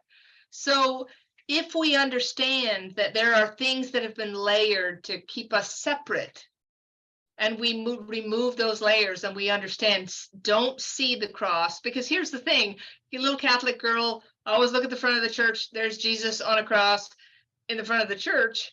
He's outside of me, as opposed to the following the Milky Way and remembering that the way out is in. And so that was their gift. And hold on, okay, so what Mary Magdalene had to say, and I want to share this with you. I'm going to screen share so you can see this because I looked it up. Okay. How do you know? I'm sorry? I said, how do you know? Trying to be funny. You looked it up. Oh. It's hard, I know. So she was talking with me about integrity and all these in words: integrity, information, intuition, invitation. And look at that. Integrity evolved from the Latin adjective integer, meaning whole or complete. It's just defined as an undivided or unbroken completeness, a state of being complete or whole. And so our internal integrity, if we can come to the place where we know that we are whole and complete, something else happens. But it's all in, right? Invitation, integrity. It's not outegrity, it's integrity. Go in. And that's what's been hidden in plain sight, is the fact that the way out is in. That's the way we have to travel. And so I have another mind-bendingly cool thing to share, and I'm gonna wind it up here at 10:30, guys. But so you guys know the word decide. Like, I've decided on whatever. So CIDE is the part that means to kill something. So homicide, genocide, herbicide, you're killing something. So when you decide, you kill all the other options. So be careful about what you decide on, and to stay in the what if place rather than I've decided that this is true. You know, in school, that's how we're trained, is to look for the absolute truth. And we decide that we've learned the truth because we memorized what was in the book and we got an A on the test. So being careful that you're not deciding and killing other options that might be otherwise available to you. So how do you change your aperture? And if you think about a camera, you shift your focus, change your aperture, it opens the window wider. And how many people know that the window isn't the glass? The window is the opening. And historically, that was called the wind eye. You have a little hut and you open that up so the wind could get through. The wind eye. Shift your focus, change your aperture, you let more in. But if we listen, the quantum field is constantly listening to us. And it seems good manners if we listen in return, and we certainly get more information. Just looking at my notes to see if there's anything else that's burning. Oh, here's another thing. Well, one, let the quantum have its way with you. Like, are you willing to let the quantum have its way with you? Ravish me.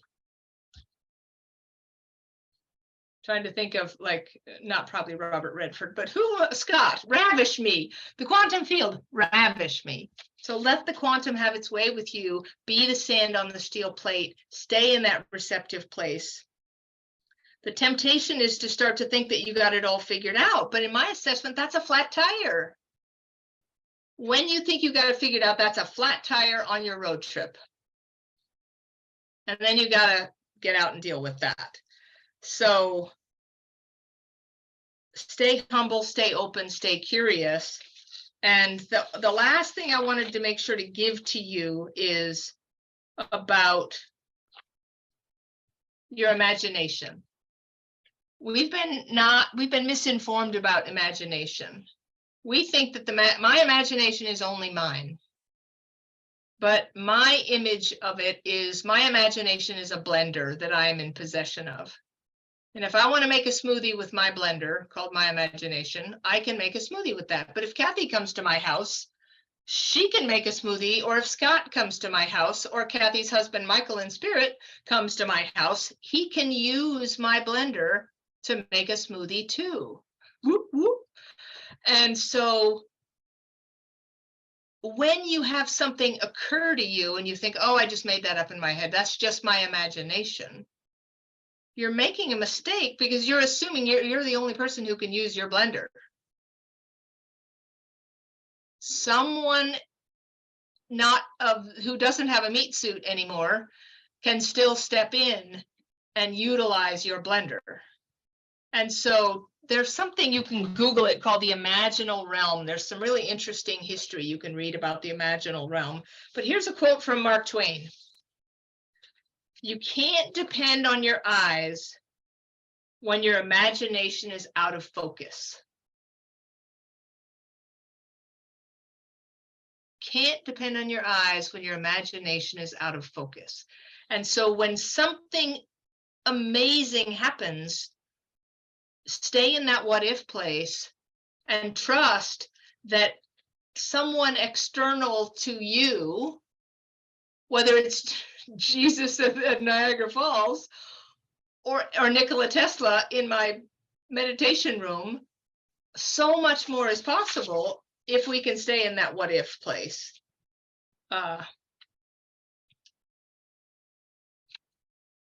Making sure these are Cheryl, I don't want you to feel rushed. Like, don't feel rushed at all. You got more to talk about. Seriously. Yeah. Because you said No, you're I- ramping up. Don't feel like you have to. I just wanted to let you know that. No, I appreciate that.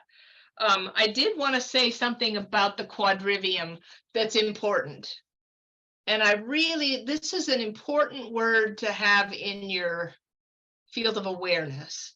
And so I want to talk to you about this because it's so cool. And this book, this is called this series of books is called The Wooden Books. And this book has 400 and some pages. And yet each page, it's like the whole book is just a page and an image facing it. So it's not like you have to read a novel of 400 pages. But so what the quadrivium is, and it's important, I always use etymology online because I want to know, okay, this is the contemporaneous version, definition. I think I know what it means. But I want to know, the furthest back you can find a dictionary online is Webster's 1828. So I go to that dictionary online and I go to etymology online because if I'm going to use words, I want to understand their power. I want to understand the origin, like genius and genie. Come on, who knew? So here's an interesting thing about the quadrivium. So it is the 4 classical liberal arts. So you've got arithmetic, geometry, music, and astronomy. But here's the cool part. And before that, before you got to, in antiquity, this was the education system. So you had to do the trivium before you got to graduate to the quadrivium. The big kids got to do the quadrivium. So the trivium was grammar, logic, and rhetoric. So you needed to be able to know how to think about things, and then they were going to give you things to think about. So arithmetic, geometry, music, astronomy. So listen to this. It's so freaking cool because, and another conversation we'll have is about numbers and because every single word has a numeric value. And if you think about what is music, music is numbers. So we have a frequency. There's a frequency of Kathy and of Lauren and Murad and Robby and Angie and me. And we have a frequency that we're unaware of, perhaps. But so here's the thing about the quadrivium. Arithmetic is numbers. Geometry is numbers in space. Music is numbers in time. And astronomy is numbers in space and time. Right, Lauren? Isn't that freaking cool? Yeah. So then you start to go down the rabbit hole. And I hate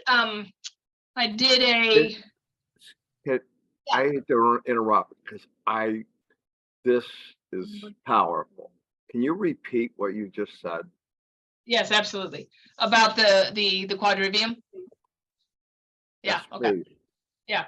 So the quadrivium, it's QUADRIVIUM, and it's arithmetic, geometry, music, and astronomy. So you have numbers. You have geometry is numbers in space. Music is numbers in time, and astronomy is numbers in space and time. And so Galileo was known to say that numbers were the language with which God painted the universe. So if you think about the Fibonacci sequence and phi and pi and the repeating patterns of these spirals and the geometric patterns that appear on that steel plate, so much, it's all about numbers, and those numbers equal frequency. So,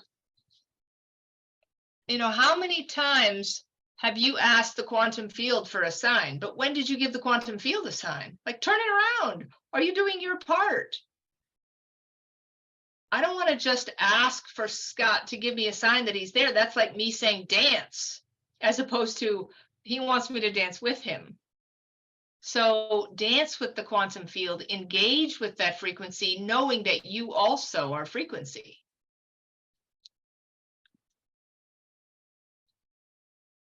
So. Let's see. As I said a minute ago, space is not a place as much as a state of being.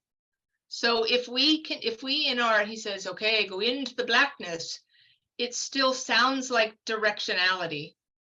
Yes, I know, Travis, it's going to be 4:30 is going to come early. So just be mindful. I don't think that we have to rip down the house, but be mindful of, maybe rather than go out into the blackness, you would dive into the blackness. You know, maybe it's an in rather than an out. I don't know. I'm just throwing ideas around as potentials. And experiment, be the scientist of your own meditative practice.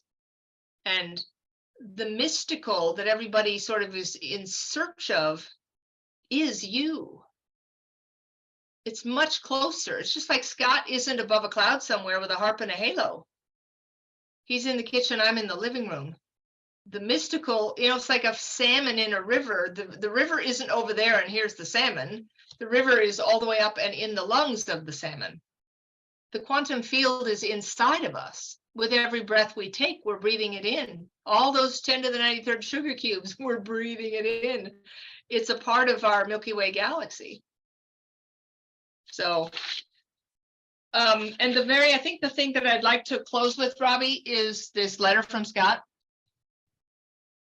If you weren't, I was going to read it, so I'm happy you're going to do it.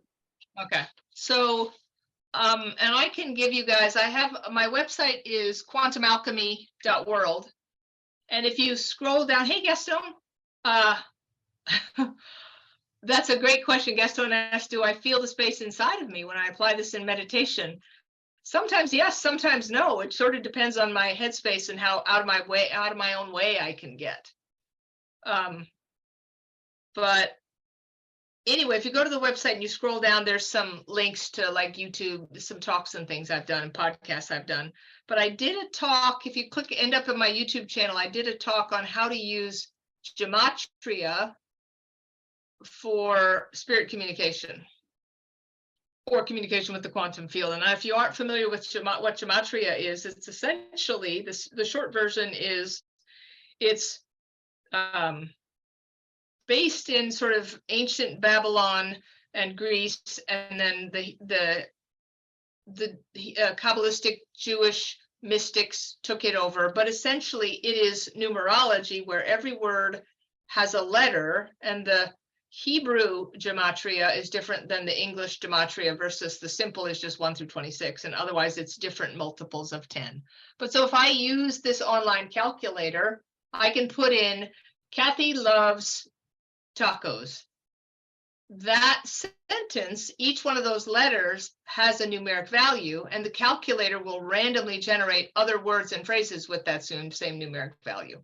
So the point in telling you all of that, you can watch the video if you'd like, is once a year, I write a letter from Scott to me using this numerology calculator. And so this letter, what I basically did was I called 3 friends and I said, can you just reach out to Scott, ask him for a gift for me? Because I didn't want to trust myself. I wanted it to come external from me. So 3 different friends give me 3 different gifts, whatever they were. Could have been, you know, a tomato, a jackhammer, and the Eiffel Tower. I don't remember what they were, but anyway, I got the 3 gifts and I go to this calculator and I put in the phrase and there's all the results. And I say, okay, Scott, which ones should I choose? And I make lists with all 3 of those phrases. I have 3 pieces of paper with all these words and phrases. And then I say, okay, write this letter to me. What is it you want me to know?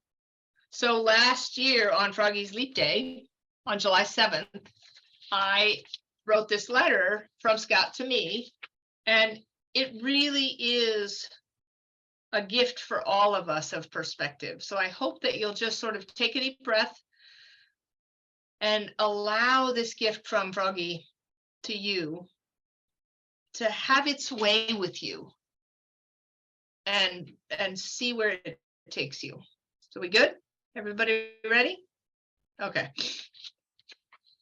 And I want you to know that my rule with constructing these letters is I never allow for four words that I put in so that there's continuity. Everything else, including my name and Scott's brother's name, all came up in the gematria.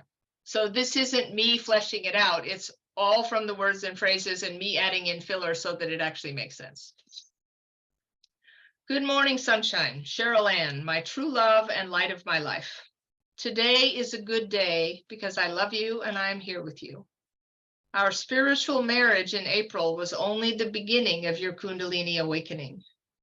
The gate of joy awaits. Please don't stop believing. Use your supernatural energy to keep remembering who you are. As swift as the eagle flieth, so opens the heart portal. You've got what it takes to shift your paradigm. We gave you the golden keys. Ask yourself why, mon ami. Your mission on earth, your soul contract, is to be a one-of-a-kind medium. Don't let the mess block the message within messages. You are rounding the turn and I've got your back. Yes, this is really happening. This is your spiritual world series and I am your pitcher and your umpire. Universal truth does not conform to logic. You know I'm right. At the end of the day, the more you know, the more you can light up the darkness. You are invincible. Set yourself free, free to love all. Don't be a reluctant messiah. Get out of the friggin' mud, light the torch, find the others. The guardian angels, the Yeti, the immortal ones, all have deep impact messages for you. Use your telepathic heart to see their quantum signatures. Allow yourself to taste the rainbow and be the one you came to find. Don't ask how to change the past. That's boring. Stay present. Come on, I'm here. I'm not dead. I'm not broken. From the Colorado Rockies to Paris and Spain and even the Blue Beach, here I am. My name is Scott Frog, Mr. Blue Sky. I'm here laughing my dance off. Do me a favor and dance with me and never stop playing. You can find me in the most holy places. Look around. Eyes open, no fear. I am real. I'm as weird and wild and renegade as ever. Don't close your eyes. Little Red Riding Hood, you are a light worker and a powerful spirit. Let us return the spiritual diamonds to you, my beloved. Help us to help you. I'm now at the point I have a lot of information to share. Keep opening. Stay receptive. From lead to gold, that is the journey. We are the singularity and we enter heaven through the doorway of the heart. Enlightenment, divine communication, celestial alignment, and perfect proof are ours. The Aquarian age is at hand.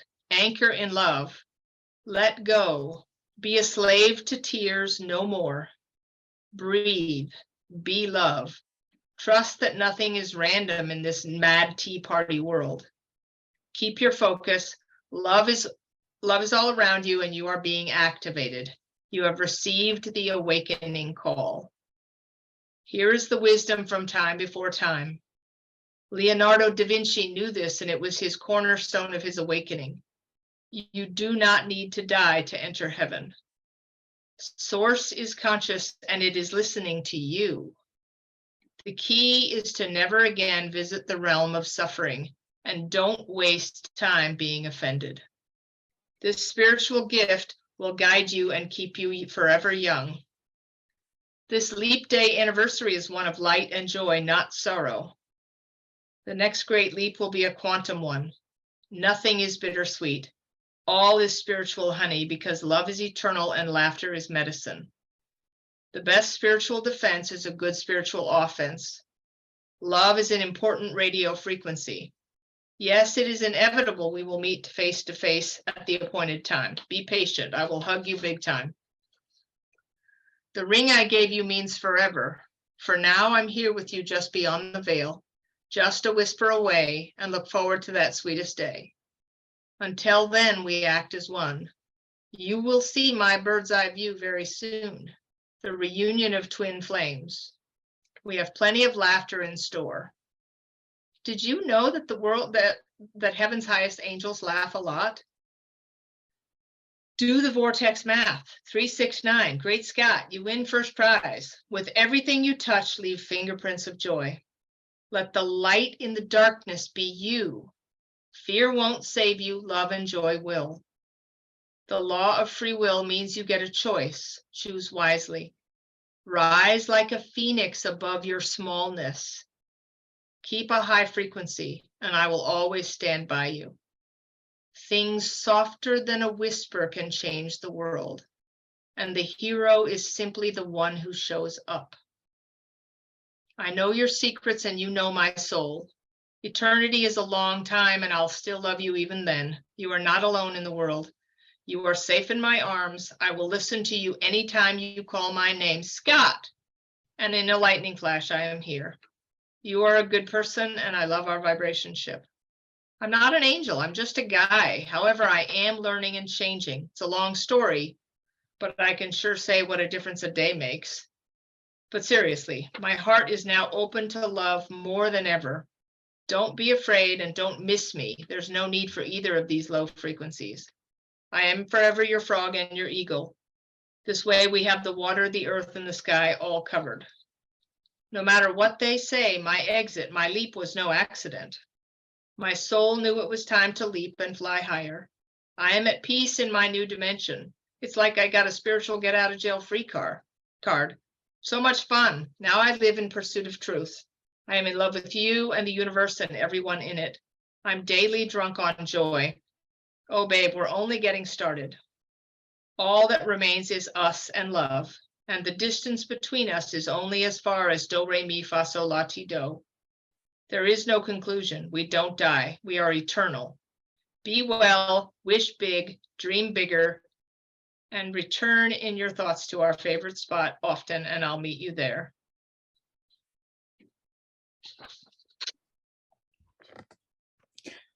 I don't even. That's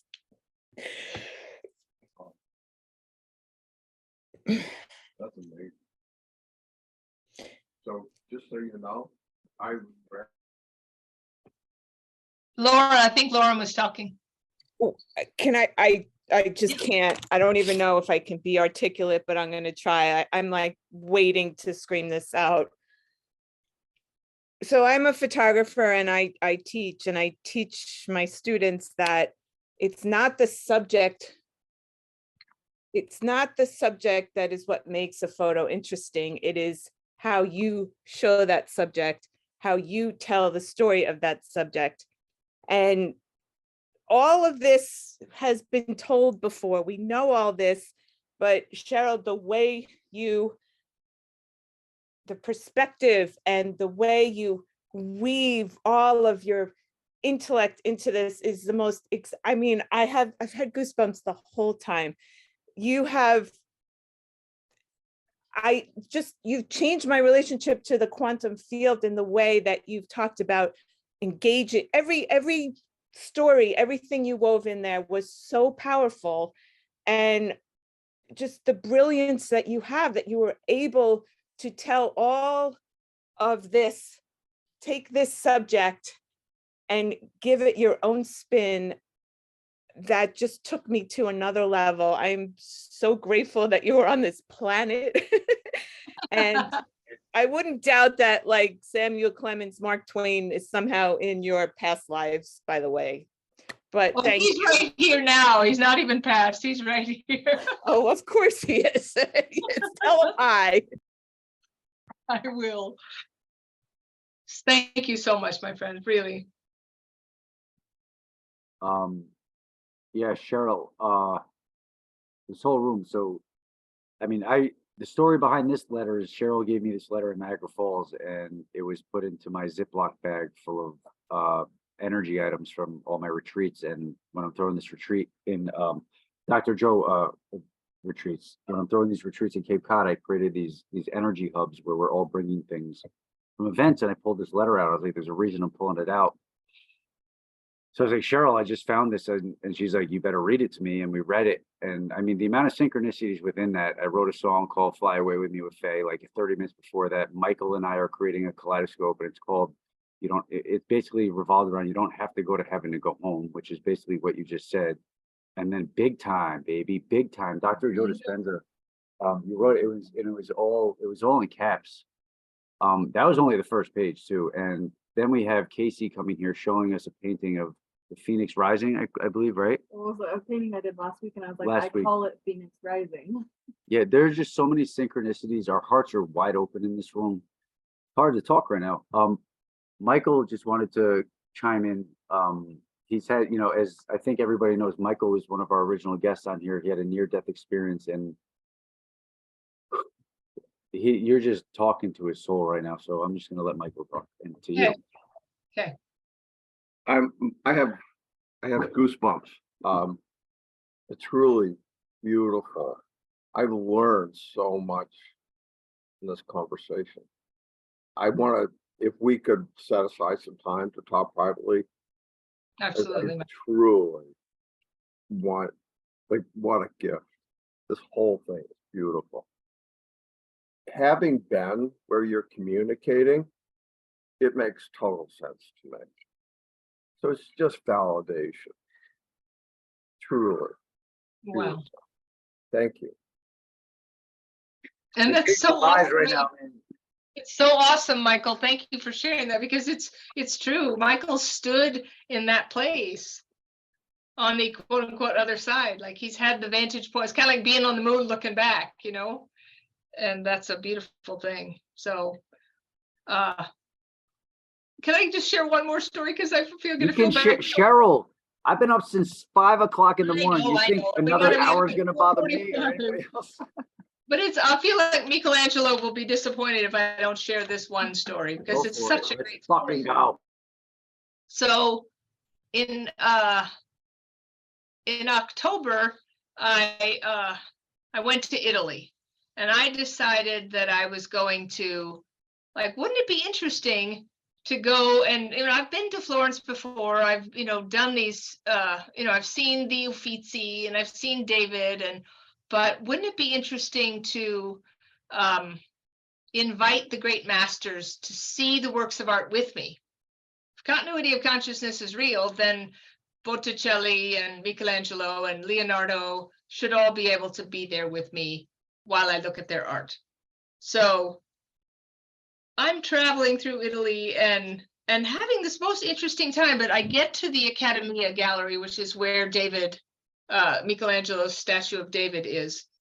And there's only one place in that gallery to sit down, and it's this sort of curved bench behind David. So you get a nice ass view of David.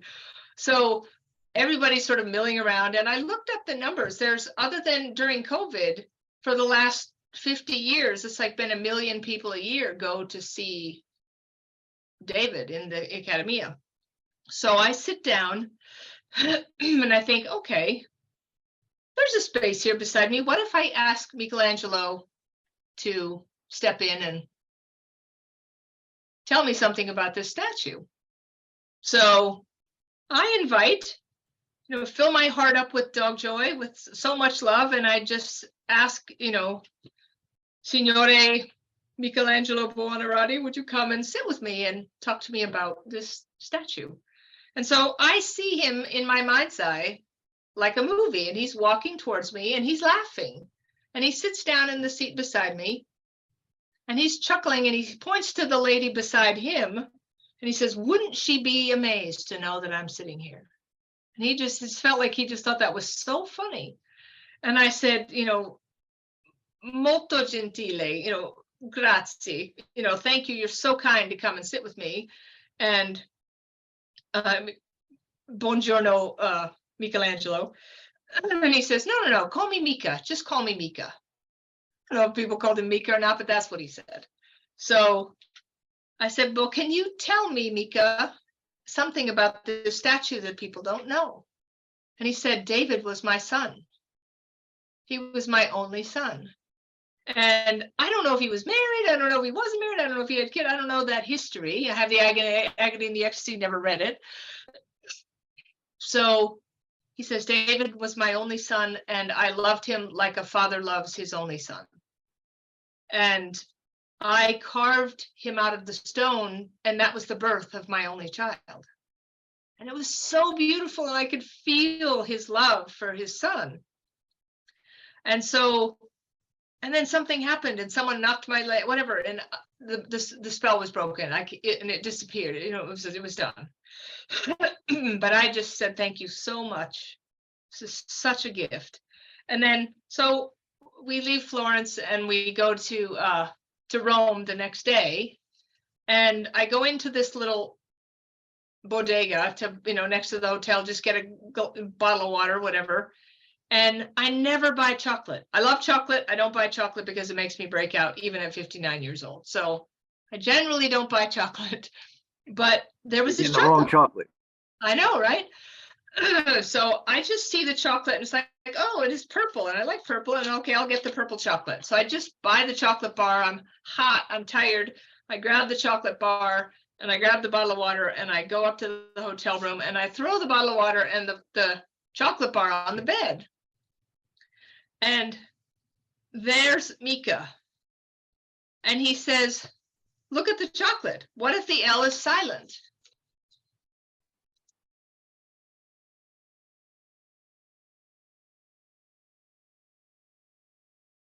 How cool is that? So I didn't want Mika to miss out on the fun. So thank you guys so much for letting me prattle on for 2 hours. I really appreciate taking the time. So this is going to be, it's not going to be the Sunday night call anymore. It's going to be the Sunday Cheryl conversation moving forward. Cheryl, oh my gosh. I want to, please, if you have any questions or comments, just raise your emoji hand. And if you don't know how to do that, just unmute yourself and say, I don't know how to do that. And I'll, but I do, oh my God, the cat's out of the bag. Cheryl, you are an amazing person. I'm so happy that everybody knows what you have to offer. This is amazing. So I just have a question for Cheryl. You bet, Angela. When you talked to the staff at Niagara at the end and presented your information, I'm just really curious how it was handled or what they said, because I was supposed to go to Niagara and I didn't. And I've just heard so many amazing things. And like I said in the chat, even Joe Dispenza said that Niagara changed him and his beliefs. And there was something about it, because it was in an interview that he did with, I think, Danica Patrick or somebody. Yes, but exactly. He's that one. Yeah, it was that one. Yep. Yeah. And where he said, so it's amazing that you were able to bring that energy in. And besides that question, I just want to say overall, you are an amazing lady, and I'm so grateful to be part of your journey.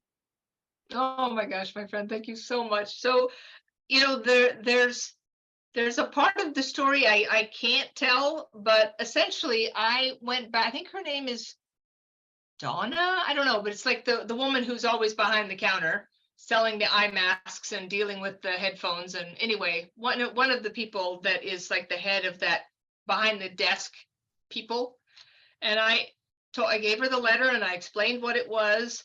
And I said, I'm no one. I don't need a response, but if you could give this to Kelly and she can determine whether it should go to Dr. Joe, I have as a scientist myself, I have inserted a variable into his research, and it feels like the responsible thing to let him know. And I took out the letter. I showed her the letter. I showed her the list of people, and I told her what it was. And she said, I will absolutely make sure that either he or Kelly gets it. And so when I came home, they sent me a gift. And I'm not at liberty at this point to say what the gift was, but they sent me a gift. And here's the amazing thing. When I told you about that gematria calculator, right? When I put the gift, the phrase into the gematria calculator, what came up was, and again, it's random generated, right? I put in a phrase and it randomly generates other words and phrases with the same numeric value, right? And what came up was, thanks so much, supernatural man. Oh my God. So freaking cool, man. My life is amazing. That's all I can tell you. All of our lives are amazing now. Sorry, Yeah. Mindy has a hand up. Oh, yay. Yo, that was the most fascinating and amazing. You are just a great, you're very articulate and just your way of sharing. Because I was blessed, you shared this story with me quite a few months ago, way back when, and it impacted me. But tonight, hearing it, I heard things in a different way than I had originally heard it. And yeah, when you originally shared, it took my level of understanding of the work and just implementing little 2 millimeter shifts in my work. And since then, I've grown so much from your knowledge and your wisdom and your capacity to be able to share in a way that you can take it and put it into practice and play with it like it is an experiment and just have fun. And yeah, when you taught me to be very present and just listen, and that's made such a tremendous impact in my work. So I just wanted to jump out and to share in that I am so appreciative and so grateful to be part of this journey. I'm really honored. Thank you. Thank you so much, Mindy. I appreciate it. And each of you, I mean, Donald has been such an important part of my journey. I mean, we've had so many amazing things happen. Robby, Kathy, Wendy, I mean, Gaston. I mean, it's God, guys, you know, I really feel like we have a potential here that is not very far away. It's just a whisper away. And I'm really excited at the idea of everybody going to Nashville, making a list of the people they're going to invite. And I think that we might just be able to blow the whole ceiling off of the event. And Yeah, I think we can keep it as a secret between us. I think that'd be interesting. Sorry, I'm on mute. Yeah, let's not forget. Let's not only be amazed by what Cheryl just said, but let's take this into action because we can make a fucking footprint into this planet with everything that she just shared with us. Hey, Cosette. I'm just blown away by your wisdom. I am just beyond words. Quick question for you. Yeah. Would it be okay if I gave my son your contact info? She knows. Yeah. Yeah, absolutely. And if quantumalchemy.world, if you go to the website, sometimes I find that it's helpful for people. It makes me more real if they weren't a part of this conversation. They can see my face and see the things I've typed there. And it's not the sassiest website in the world, but it definitely at least gives you gives perspective. But whether you want to give him my number or whether you want to give him my website, but it's quantumalchemy.world. Okay. He's tapped in, he's part of the youth, but he's had this ability before he ever went to Joe's retreat. And I would just love him to be able to communicate with somebody so he can further develop or fine tune it. So thank you. Yeah, absolutely. I'm happy. That'd be awesome. Thank you. And Cosette, thank you. Yeah, we'll definitely link your son up with Cheryl.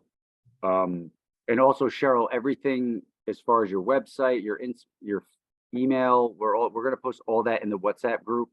So whoever's not part of the WhatsApp group, just let me know in the chat so we could systemize that process. Yeah, so Cosette, really quick, Cosette's son is like, he has to do with my 31 story. It's indirect, and so you already know him without knowing him. Cosette, how old is your son? He just turned 25 recently. Because my son is 21 and he's going to be going to Denver in July, and I'm looking for Denver him. in July? Oh, yeah, there's a week long in July. Okay, it's going to the AFU in Denver. May. Yeah. Yeah, But May, he that's- plans on doing back-to-back Marco Island, week-long. Oh, nice, nice. So that's. We're gonna light up that spot. Hey, Cheryl, so we're gonna have to do some, I see the hands raised too. Kathy, you're up next. We're gonna be twisting your arm so much because you are coming up to Cape Cod on the 30th. I'm just saying that there's 4 people in here that are gonna be here. So we're gonna figure that out. Okay. Okay. All right, Kathy. Cheryl, you are such a gift. You are a gift to me as a friend. You are a gift to all of us here, and I'm so grateful to know you. Every single thing that you hit on tonight just resonated. It really, truly did. One of the most important things was your statement that you learned that you could move on and go forward at the same time. That was huge. I did not know that. And when I reconnected with Michael recently, my belief was moving forward. And boy, did I leave a lot behind because I was just moving forward and not moving on. So thank you for that statement. That was huge. That was just an aha moment that will help me to reconnect and stay with him in a much different level.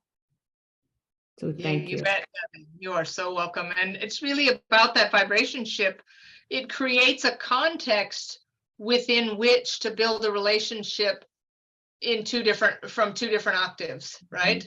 So, you know, for me, the moving on sounded like I was leaving him behind. Whereas if I move forward with him, then we're walking together in that vibration ship hand in hand. And that was a gift that he gave me of perspective. I don't know where that word came from. It came from other dimension, you know. But it has changed everything for me as far as the way that I interact with him or the quantum field or you guys or anything. It's a different possibility. Yeah, thank you. Leela. Oh, yep. Oh, so Carol, you got it. I'll just mute myself. Hi.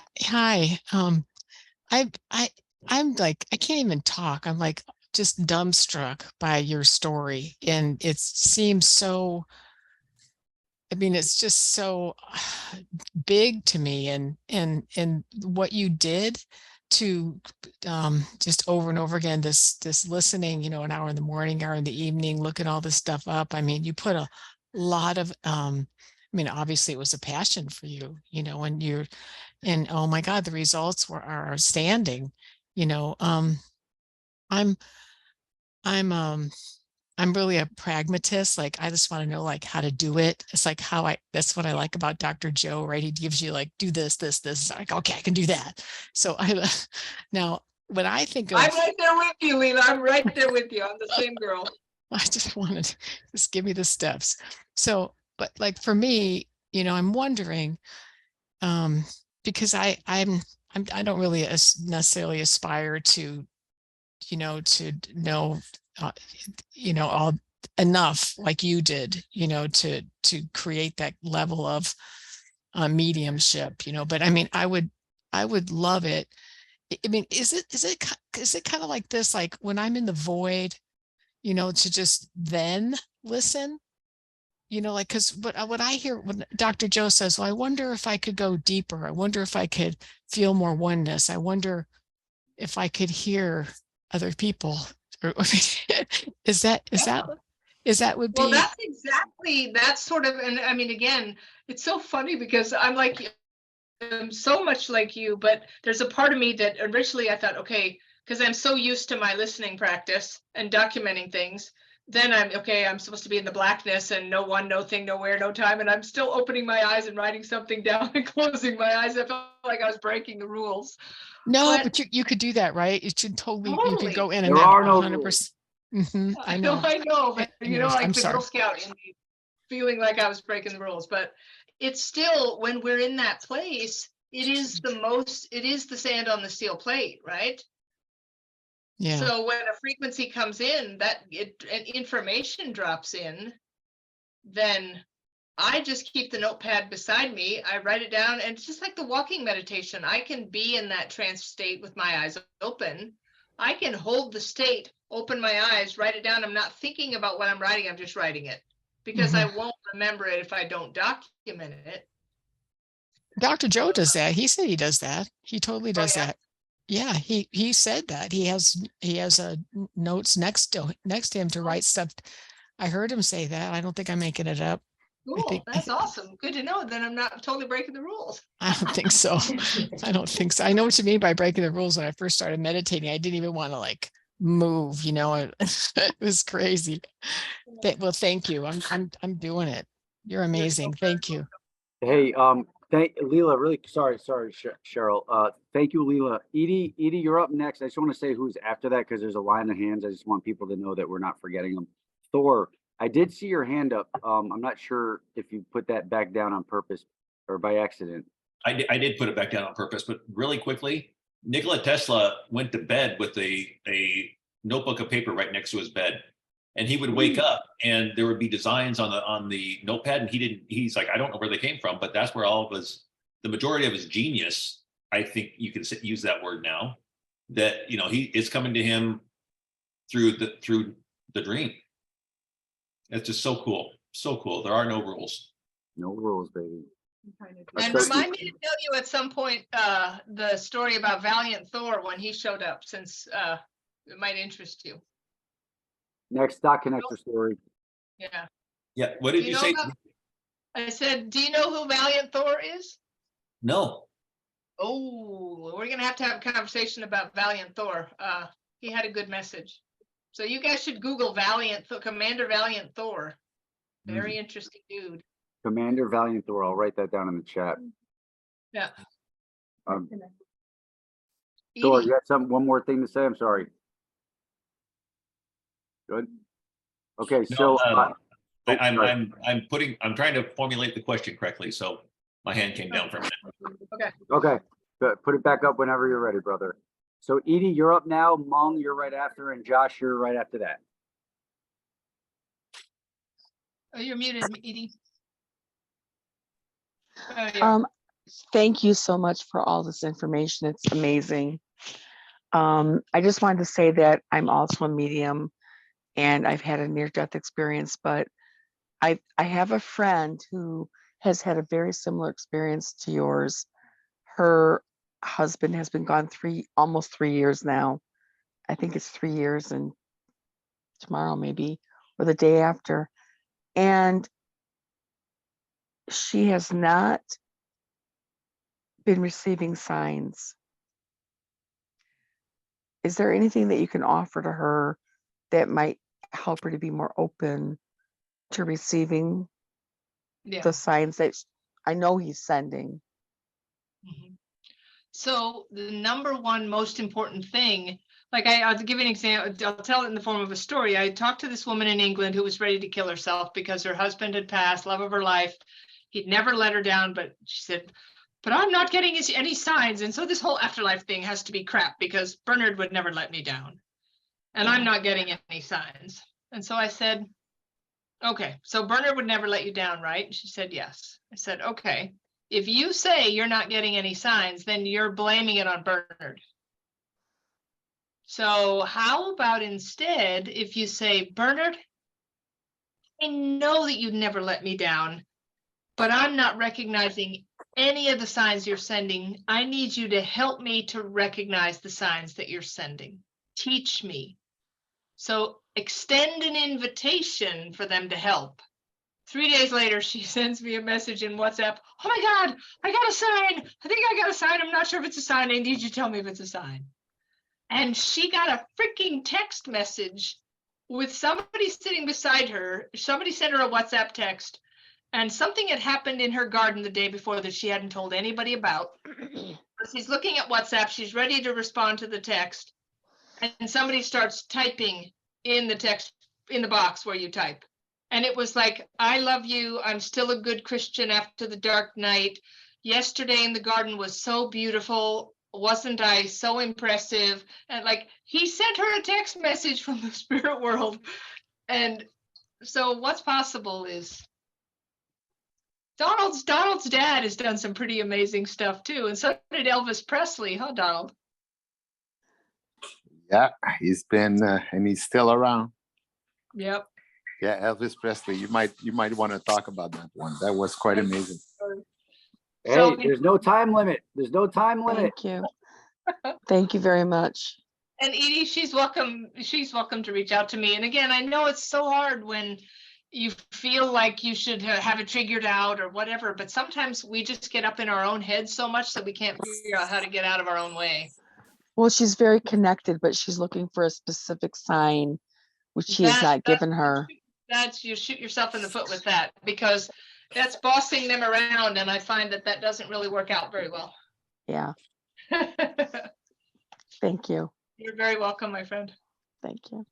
Thanks, Mom. Edie. Mom, you're up. Oh, hi. I mean, it's not really a question.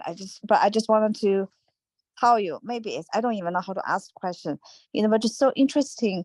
But this is actually, I have second thought. It was question after Layla's question. She asked you, when you're listening and in the content. But for me, like I realized while I was in the meditation, I say things, but I don't hear anything. But I'm really visual person. I always say things in my dream. Like, I share with you before and I so enjoy all of that. But is it like you're listening almost like intuition? I'm asking you because, okay, so you mentioned the first book you showed on the whole conversation is Learning from Da Vinci. Yeah. And I bought that book long time ago in a yoga studio. And I just had intuition. I said, this book, it got to be so good. I have to have this book. I don't really buy English book because I don't read English book. I can't really. Every English book I read like 3 pages. So I bought that book. Of course, I never read it. But it's always passing in my mind. Every few years, I think I got to go. But something just made me think of the book a lot, even I never read it. And you mentioned that today. Isn't that So, great? yeah, for me, it's like every once in a while, I realized that since I started to do meditation, I found I'm looking for answer all over the place. And I realized answer always been given to me. And now looking back, I hear this answer. But at that time, I do not know that was the answer. I felt like I passing the whole, I went all the way, in China and left and went to England and left and come to here. It's all by like one slice intuition, like I got to do this. And I felt like so when you say listening, it's like almost like once I told myself, I have to listen to my own intuition. I have to really recognize, because I realized sometimes, but before that, I was in meditation. Like when you have intuition, you feel so good and you forgot. There's a million things coming to my mind all the time. And but I keep forgetting about them. And after many years, I realized, oh God, that is what I heard that's got me here. So I just want to share you with this. I felt like is that I just wish I can be more refined with my intuition, and to know that is what that's really is the answer, because I felt I'm still looking for answer all over the place. I still hear things all over the place, but especially now, since I started Dr. Joe, there's a whole new knowledge opened. I hear you and everybody share book, or that's just too much. What I'm gonna to hear, this is just too much. I just I can't even look in the WhatsApp. Just too many informations now. So, but I just want to share. I felt like somehow this few intuition leads me to where I am. Well, I think you make an important point, Mung, and what I'll say to you is what I like to say is imagination is to intuition as talking is to singing. So you couldn't sing if you couldn't talk, and you couldn't intuit if you didn't have an imagination. So if something appears in your head and you think it's your imagination, that is the doorway to intuition. It's the way that information is transferred in. So trust those intuitions. And when I say I hear it, I don't always hear it, but it's just the way that I communicate that. Sometimes I see it, sometimes I smell it, sometimes I see it, sometimes I hear it. It's but that's the way I communicate is just that I hear it. And you think it's important to writing these things down, right? Because I don't like writing things down. It's just too many things in my mind. But I think in our conversation, you said something about writing things down. I Yeah. mean, not just in the meditation, but you said that in some another context. I can't remember where. So yeah, I just keep the notepad beside me on a little table. I used to keep it in my lap, and then as the thoughts occur to me or I have a vision of something, I just open my eyes, write it down, and I close my eyes again to sort of maintain that meditative trance state. Okay. Okay. Well, thank you so much. You're so welcome. 谢谢。不客气。 Thanks, Mom. Big Josh. Big Josh. So Cheryl, I don't know if you met. Do you know who Josh? Oh yeah, you're on the Morning Warriors. Yeah, you know Josh. Okay. Cool. Hey Cheryl, I wanted to your story just blew me away, and it was one of the, I guess I wanted to share just like a quick story, and I'm going to make it quick. But when I was in Cancun at a Dr. Joe event, and I was dealing with something, and in meditation, I pulled up King Tutankhamun, and then I was King Tutankhamun. I was experiencing life. I ended up healing from something I was struggling with, and because he was a boy king, and his parents died. Anyways, after the meditation, we went to go to breakfast or lunch, but we had to go to a different place to eat, and the place was called Akumal. And then it just came to me that his dad's name was Akhenaten, and then in Akhenaten, I ended up doing all this research, and all this stuff happened through that. But I've always felt like that. I've always felt like that I could talk to these other consciousness, like the continuity of consciousness through just all kinds of people. And as I was actually taking notes tonight, like I turned a few pages back in my journal, several pages back, and it was August 26th, and I was at Marco Island, and I wrote call in your tribe, and I read those words, and I was listening to you, and I was like, oh my gosh, these are people that think like me, that experience consciousness. And because I didn't ever experience it as like a past life, I didn't really relate it with that. I related it more with just connecting in streams of consciousness over many periods of time. Would that sound right? Yes, I think that you make the key point, which is if this is real, if continuity of consciousness is real, and if you think about a net, right, and every node point on a net is connected to every other node point through some passageway, we're connected to all of those points of consciousness.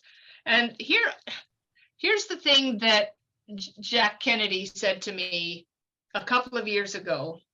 He said,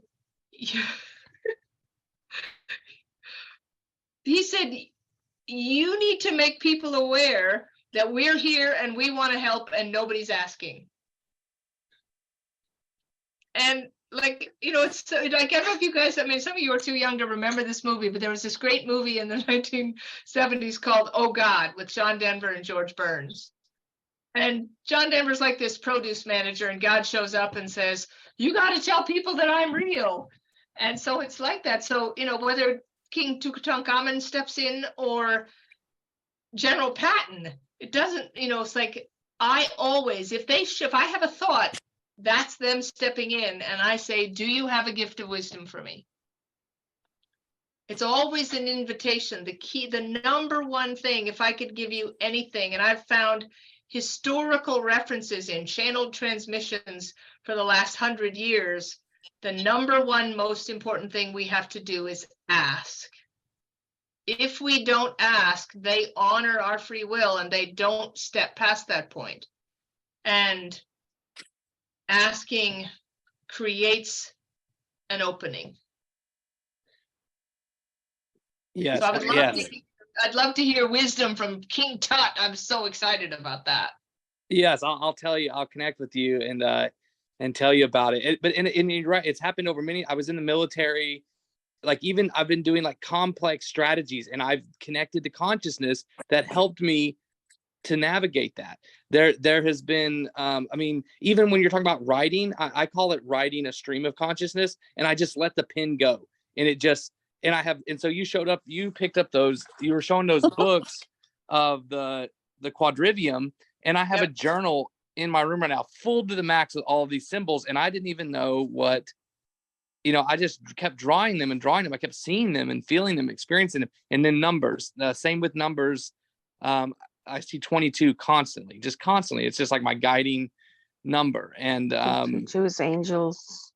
Yes. So it was just, I guess I just wanted to express my joy and my gratitude to your Oh my story. God, what a delight. Thank you so much. Thank you. Thank you, Josh. Big Thor coming with the hammer. I want to share a experience that I've had with Cheryl. Cheryl, first of all, this was mind-blowing, and I love your research. I love all the information you've put together, the quadrivium, all that stuff. I love ancient civilizations, and it just all ties so much beauty together for me, and numbers. It's just beautiful. But what I want to share is Cheryl's genius.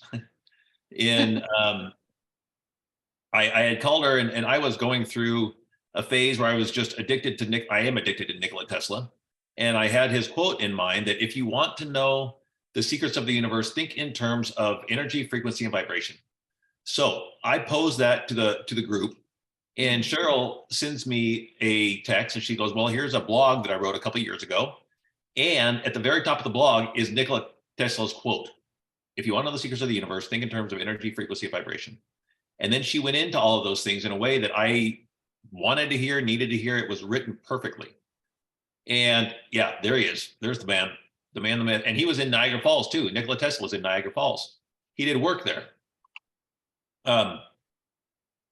So I'm talking to Cheryl, and I can't even explain the amount of golden nuggets she's dropping on me.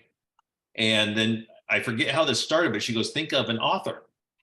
And so I thought of Michael Crichton, which is, he's been one of my favorite authors. And she said, now think of dog joy, right? Is what you said. You're like, put your heart in that state of dog joy and let him in. And so here comes Michael Crichton. And what does he say to her? But man, thank you for asking me. Nobody, people haven't asked me for a long time. And so the fact that I just randomly thought of him, he was excited to come and help. And she said that she saw him with a bowl in his hands. And in that bowl was filled with cracked eggshells. And Michael Crichton took the eggshells and threw them out in front of him. So they're splattered all over the ground. And now he said, walk to me. And what I've had an issue with throughout my life is walking on eggshells around the people I'm with. And so what Michael Crichton said is literally walk on the eggshells. This is my interpretation, but fuck it. Just walk on the goddamn eggshells and come to me. Don't worry about the friggin' eggshells anymore because they're not what matters. And that was so big. And it's just like, I love the connection that you had. I mean, it's so beautiful and so profound. And then we keep going, and as if my mind wasn't blown already. And my youngest daughter, her name is London. She's going through a hard time right now, dealing with anxiety and depression, and she's 20 years old, dealing with stuff. So I asked Cheryl about her, and she said, well, I don't like to tap into the person directly, but is there somebody around her, a loved one that has passed away recently? And I said, yeah, her grandma Patty, which is actually her great grandma. It was my ex-wife's grandma. And Patty was very, very connected to the angels. She was very spiritual. She was a really cool person. And Cheryl taps in with Patty, and she goes, oh my gosh, boy, she was really tapped in, wasn't she? And I said, yeah. And she goes, well, she's given me some information, but I need to go up to my computer and check it out. And so while she's walking from wherever she was up to her computer to type this in, she says, wow, Patty's really a ball of fire, isn't she? And she totally was. I mean, she was just fun to be around. So she goes up and she gets the lyrics. Patty had given her the lyrics to London's Bridge is Falling Down. And what it says is London's Bridge, what you hear as a kid, London's Bridge is falling down, falling down. London's Bridge is falling down, My Fair Lady. London's Bridge is falling down, build it up with iron rods. And then it falls down again. And then it said, London's Bridge is built with gold and silver. And she said that Grandma Patty told her that London's Bridge may be falling down, but it's okay. It's a rite of passage for her. And that she needs to focus on the gold that is being rebuilt, that the London Bridge is being rebuilt with gold. And this is just amazing. And at that time, I mean, when I was talking to Cheryl, I was supposed to be talking to my daughter, London, but she had texted me and said, I can't talk right now. I'll talk to you in a little bit. So I got to hear all this from Cheryl. And then that night, I actually got to pass it on to my daughter. And not only that, but I got to pass it on to my ex-wife. And she goes, oh my God, I've been thinking about my grandma all day. And it was just a sharing of love that I would have been able to do with my ex-wife a year ago. And I got to talk to London and say, hey, you know, your grandma said this to you. And as you're going through a tough time, to have your grandma give you some reiteration of keep on going, it was just, I cannot express my gratitude enough, Cheryl, of your genius and what you've been able to share with everybody. And you said during this that, you know, you have a purpose here on earth, and you sure do. And I'm very, very grateful to know you. And I'm gonna be looking forward to connecting with you again. Thank you, my friend. I really appreciate you sharing that. I'd forgotten about the eggshells. That was so great. That was so great. Yeah. Yeah, And really. I don't know if you guys, Thor, I don't know if you saw, Avis Doctor just said, love that, walk on the eggshells. Just didn't know if you saw that. Thank you for that, Thor. Yeah. Love hearing you speak, man. Paula right here has something to say. Hi, everybody. I just want to say thank you, Jerry, and you just connected a lot of dots for me. I was just feeling weird about getting all this information, but not making any sense for me. And then in Cancun, I just kept like writing numbers and then like geometry and then writing. Then I just like was waiting for, I don't know, like a few months and see if that sinks in. And then I came to Cape Cod for the retreat. And then this morning, it was like 4:30 in the morning and I just woke up. And I was like, okay, lady, what do you want? And I'm like, just having like, you know, like thoughts. And I was like, okay, you want me to get up and write or what? And then it's been all this about the cross. And then like, it's like I'm walking, but like getting a stone and then getting the other one. And then when you were talking about, and then I hear all the letter and everything started to make sense, like it's connecting all, like, and I was just like, okay, so I'm not after all so crazy about getting this information or drawing this stuff. It's just like, okay, like, yes, you are part of it. It's like, you are not weird anymore. And the universe is connecting you with the people, with the right people so you're not alone anymore. So I was just like, I didn't supposed to be here. I supposed to be in my house. And then I end up staying, listening to you. And then everything started to make sense for me. I was like, just showing every time you were saying something, I was like grabbing something from my backpack and I was like, oh, now I know what that means. And then in the letter, the 369, because I was drawing this morning the cross, and then it was like every time the 1233, I was like, what does that mean? And today I was like drawing that, like the timeline, and then like Murad came to today to talk to us about like the Shushuma and all that, and I was like, okay, so now I get it. It's like a puzzle, and I'm like, what? And I'm in front of you all talking, feeling this like weird Colombian, not like, you know, like you were not part of it. Like, you know, I'm in Cape Cod and then not feeling like accepted and then suddenly you are here with all of you seeing me and feeling me. And thank you. I just want to say thank you, that I'm so grateful that I'm not alone anymore. Oh my gosh. Never what a were. blessing. I witnessed, I woke up at 4:30. She was on the couch writing away like she was never went to bed. With a pad on her lap, and she showed me what she showed before.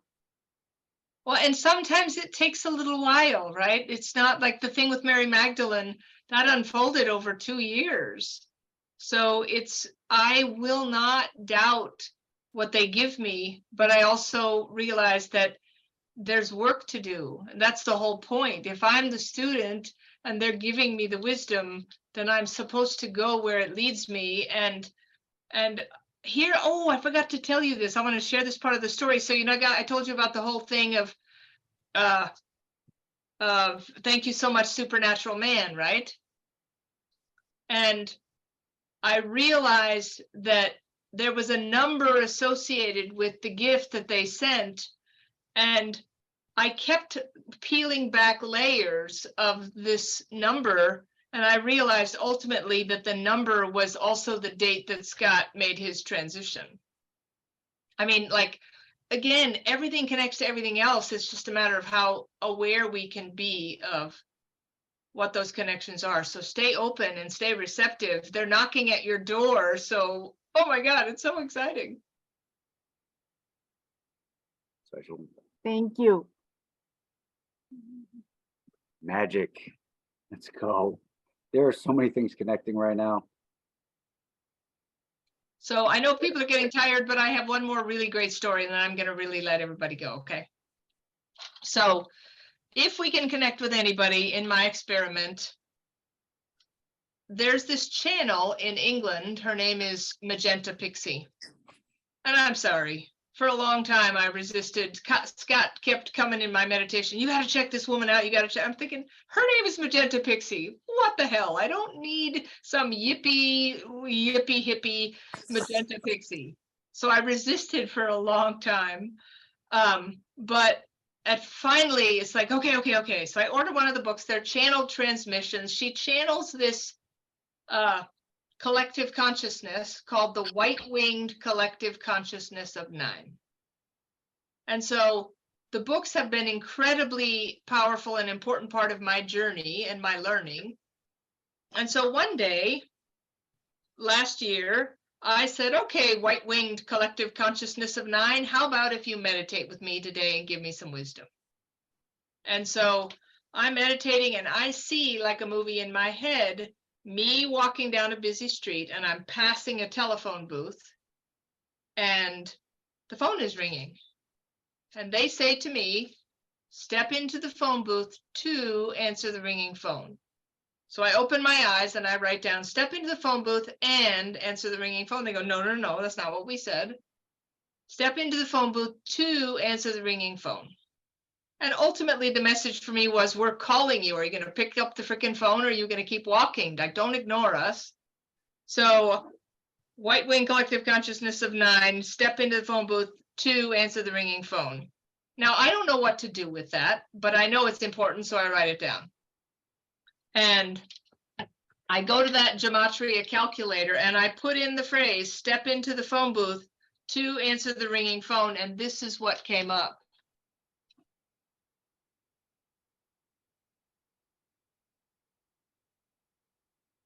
We are the white-winged collective consciousness of 9. Like, oh my gosh, how is this even possible? I mean, I called Wendy, I called Joe, I called everybody that I could even think of to share the story with because it completely blew my boat out of the water, like that was even possible. I asked them to step in and they give me something about a phone booth and there comes up randomly generated, that exact phrase generated, and every channeled transmission by the white wing collective consciousness of 9 is that's how they end it. They end the transmission with we are the white wing collective consciousness of 9. Mary Claire, I'll show you, I'll share the screen so you guys can see it. And like I said, I did a YouTube video on how to utilize this calculator. Hey, Wendy, can you unmute and tell us your experience? Do you have any wisdom for people about using the gematria calculator? Absolutely, happy to. Like how you spell it, maybe? I'm gonna bring it up so you can see it. Yeah. Figure it out on your own. No, I'm just kidding. It's a really remarkable tool. It takes a while and patience when you first start with it. Be flexible enough to put words in a little bit of a different way, and tolerate the fact that not everything that comes up is necessarily going to make sense to you. But I have used it now for quite some time when Cheryl first taught me how to use it. And things that come to you in meditation, things that come to you in songs that appear from nowhere, synchronicities, anything. If you put them into the Gematria calculator, you do get significant information that explains an awful lot about what you're hearing in meditation, or you know, what you're thinking about. I mean, I have countless examples of, I mean, one day I had a dozen eggs, and I got double yolk eggs, and I put into the gematria double yolk eggs twice in 1 dozen. And I don't have it in front of me, but had a number of messages that were very significant in terms of problems that I was trying to solve at the time. So it's just another tool to sort of tap into the universal consciousness. That's sort of a short answer. Is that basically what you were asking me, No, Cheryl? that's very helpful. That's very helpful. And the other thing, I just went ahead and put this in. They've sort of changed how the calculator works, but this is what it looks like. So you put in the phrase up the top, you hit generate, calculate gematria. And I like that it gives you the breakdown. So in the Hebrew, that's value of the numeric value is 2674. Sometimes I'll see a license plate number and the number seems significant. So I put it in, like there's the 31 there, Robbie, look at that. Let's go. Right? And then if you get down into, sometimes things aren't going to make sense. I think it's like an Easter egg hunt. It's Yes. not everything is for you. Sometimes there's nasty things that you don't really want to read, but oh well, it's not for you. It's like the shit in the grass. You don't pick up the shit. You're looking for the shiny eggs. So, but look at that. Thank you. I love you so much.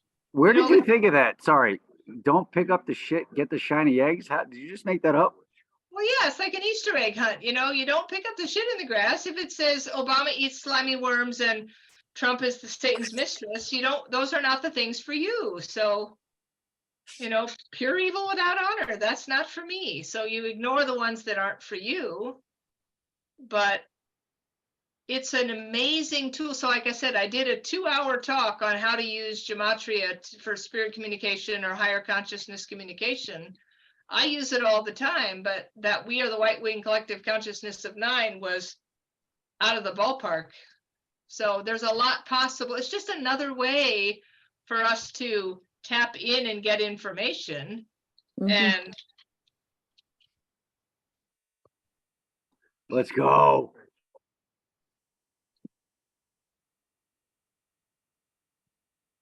Snake eyes. Isn't that like a gambling term? Snake eyes? Founding father. Founding father, baby. I'll take that one. The supreme being. Hello, beautiful. So I listened when I was doing my gematria research, and this rabbi said the most interesting thing. He said, because young people will come to him and get counseling before marriage and whatever, and they'll be looking for the gematria to see if like their numbers line up or whatever. And he said it, and I'm going to see if I can say this right. He said, like if I put in Robbie's name and something comes up, it's not that they're connected because they both came up. It's that it came up because they're connected. Do you see the difference? So the fact that something comes up does. Can you say that again, Cheryl? Yeah, it's not that I always have to think about this to make sure I say it right. They're not connected because they came up together. It's they came up together because they're connected. Like it's The underscoring. number does not create the connection. The connection exists because the number is the same. Thank you. Out of the ballpark, Wendy. That is so much more well put. Will you type that in the chat, Wendy? That's so freaking, I need that in my memory. I have struggled with how to say that. The number does not create the connection creates the number. Right. Yeah. So anyway, it's just another tool, whether it's opening random books to random pages. Like, get this, guys. You know, one day Albert Einstein is there and he says, pick that book off the shelf. So I picked the book off the shelf. He says, open it to the page that I was at the age of my death. I don't know how old he was when he died, so I have to go to Google, find out how old he was. I think he was 73. So I opened to page 73, and what I hear him say is Ich habe kein Geld. It's the first thing I learned how to say in German, which means I have no money. And I open to 73, and there's Ich habe kein Geld on the page. And then I go and put that into the gematria, and what comes up is the age at my death. I mean, it's amazing. Like, it just takes my breath away. I had one here I didn't share with you guys. So Jesus shows up in my meditation after Niagara, and he shows me, you know, I don't raise Catholic. There's always that picture of like Jesus with his heart open and the flaming heart. And they're always pointing at it. And I finally got it. It's like, oh my God, they're trying to say, pay attention to this. This is the secret. And so he shows me himself pointing at the flaming heart in the center of his chest. And then he guides me to some random book on my bookshelf that isn't about Jesus. And I open the book to the random page, and it says, Christ is pointing gently to his heart, sacred heart blazing in the center of his chest.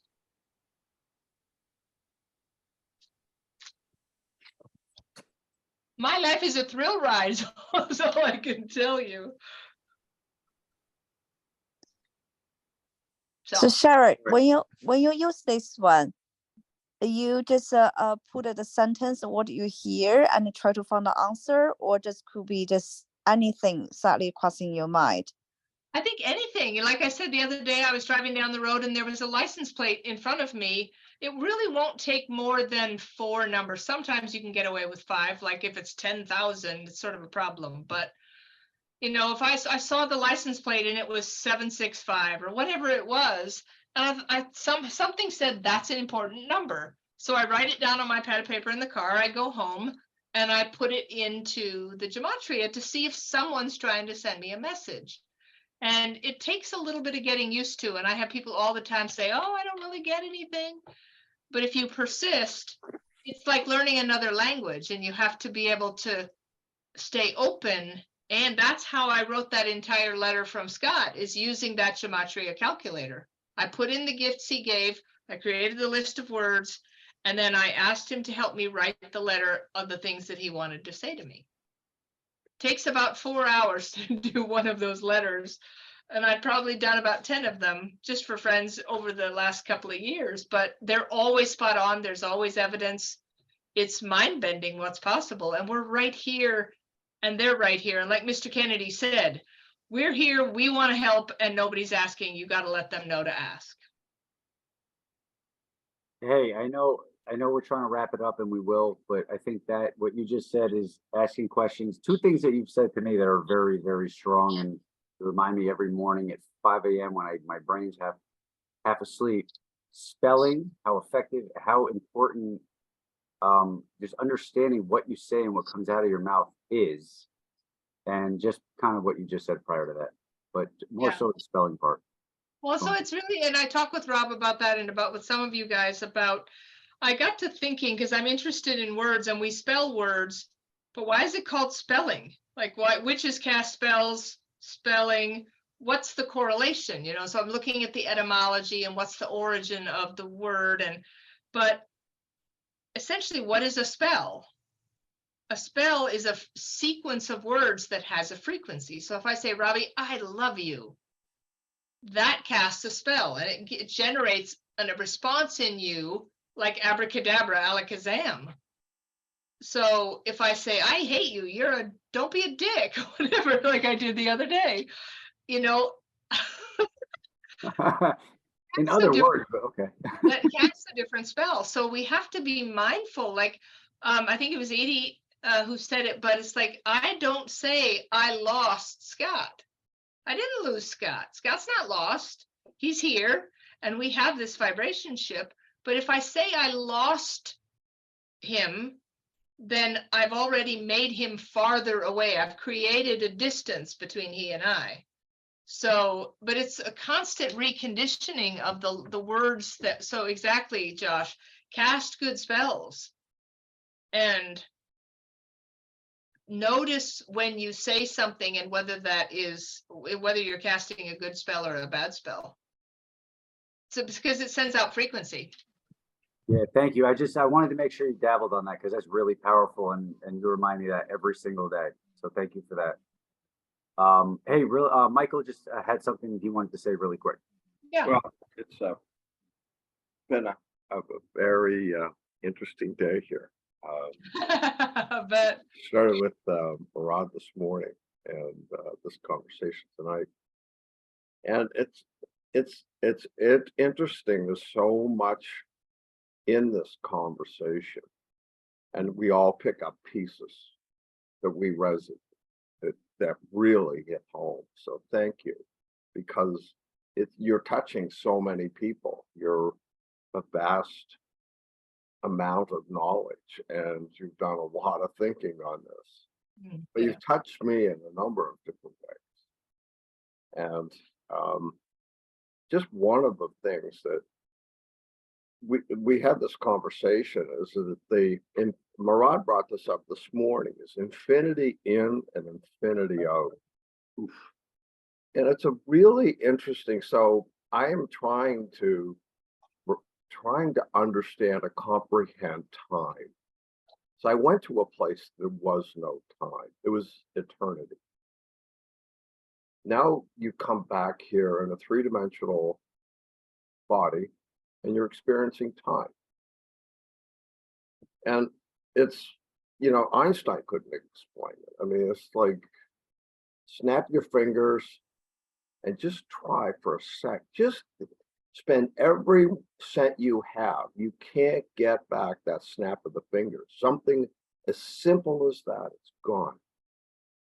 So like you say, we just vibrations. We are vibrating, energy is vibrating through us. And obviously we have our energy centers and we're vibrating.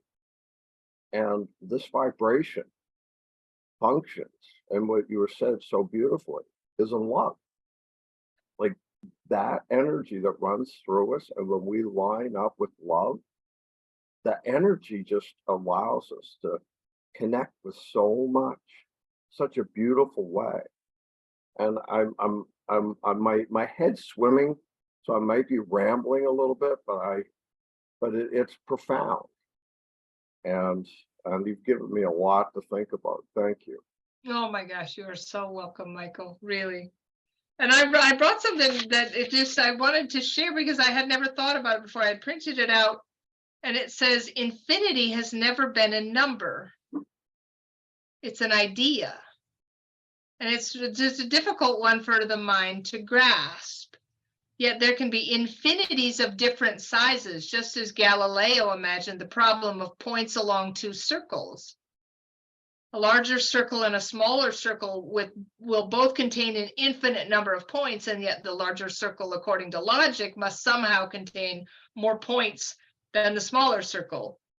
But it's talking about this theory of transfinite infinities, transfinite numbers.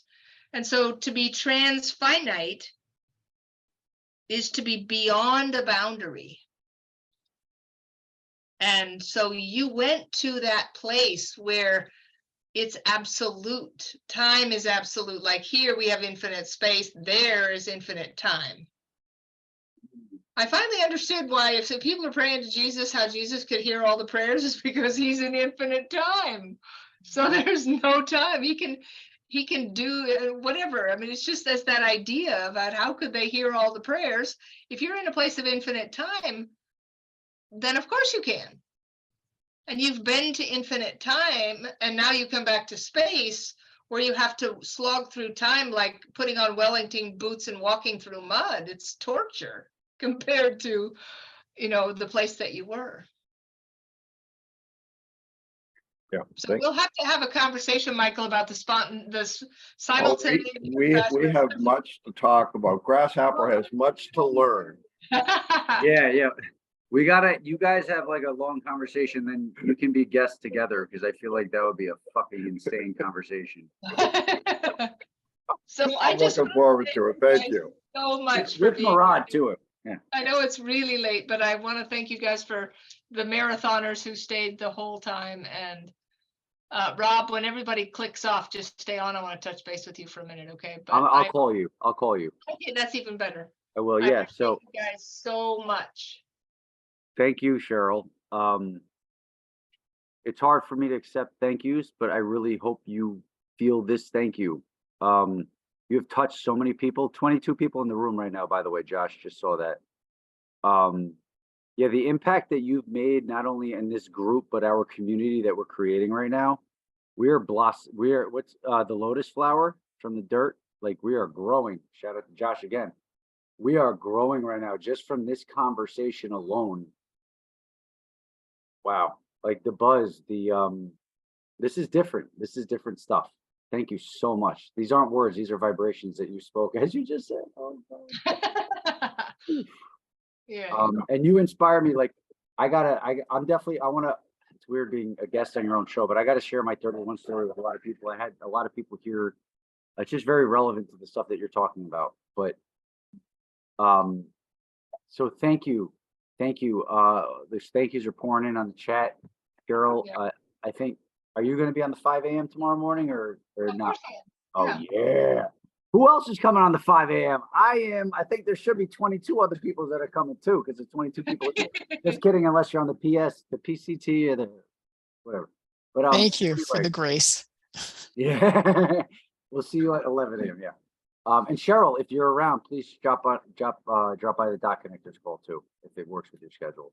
Yeah, it's tricky with my workday. All right. Well, seriously, you touched so many people on this call. Lives are changed and next steps have been built with every single person on this call. So thank you so much.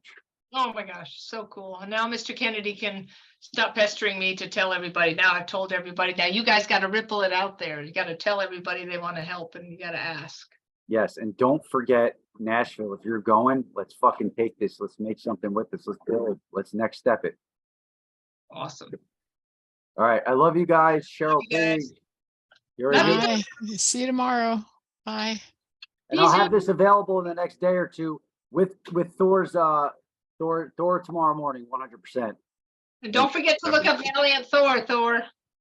Thor. Yeah, let's go. Wait, what did you just say, Robbie? What's tomorrow morning? I'm gonna have your call available on our WhatsApp, the Zoom call link. I'm gonna do that. Okay. I'm gonna do that right when I lie down before I go to bed.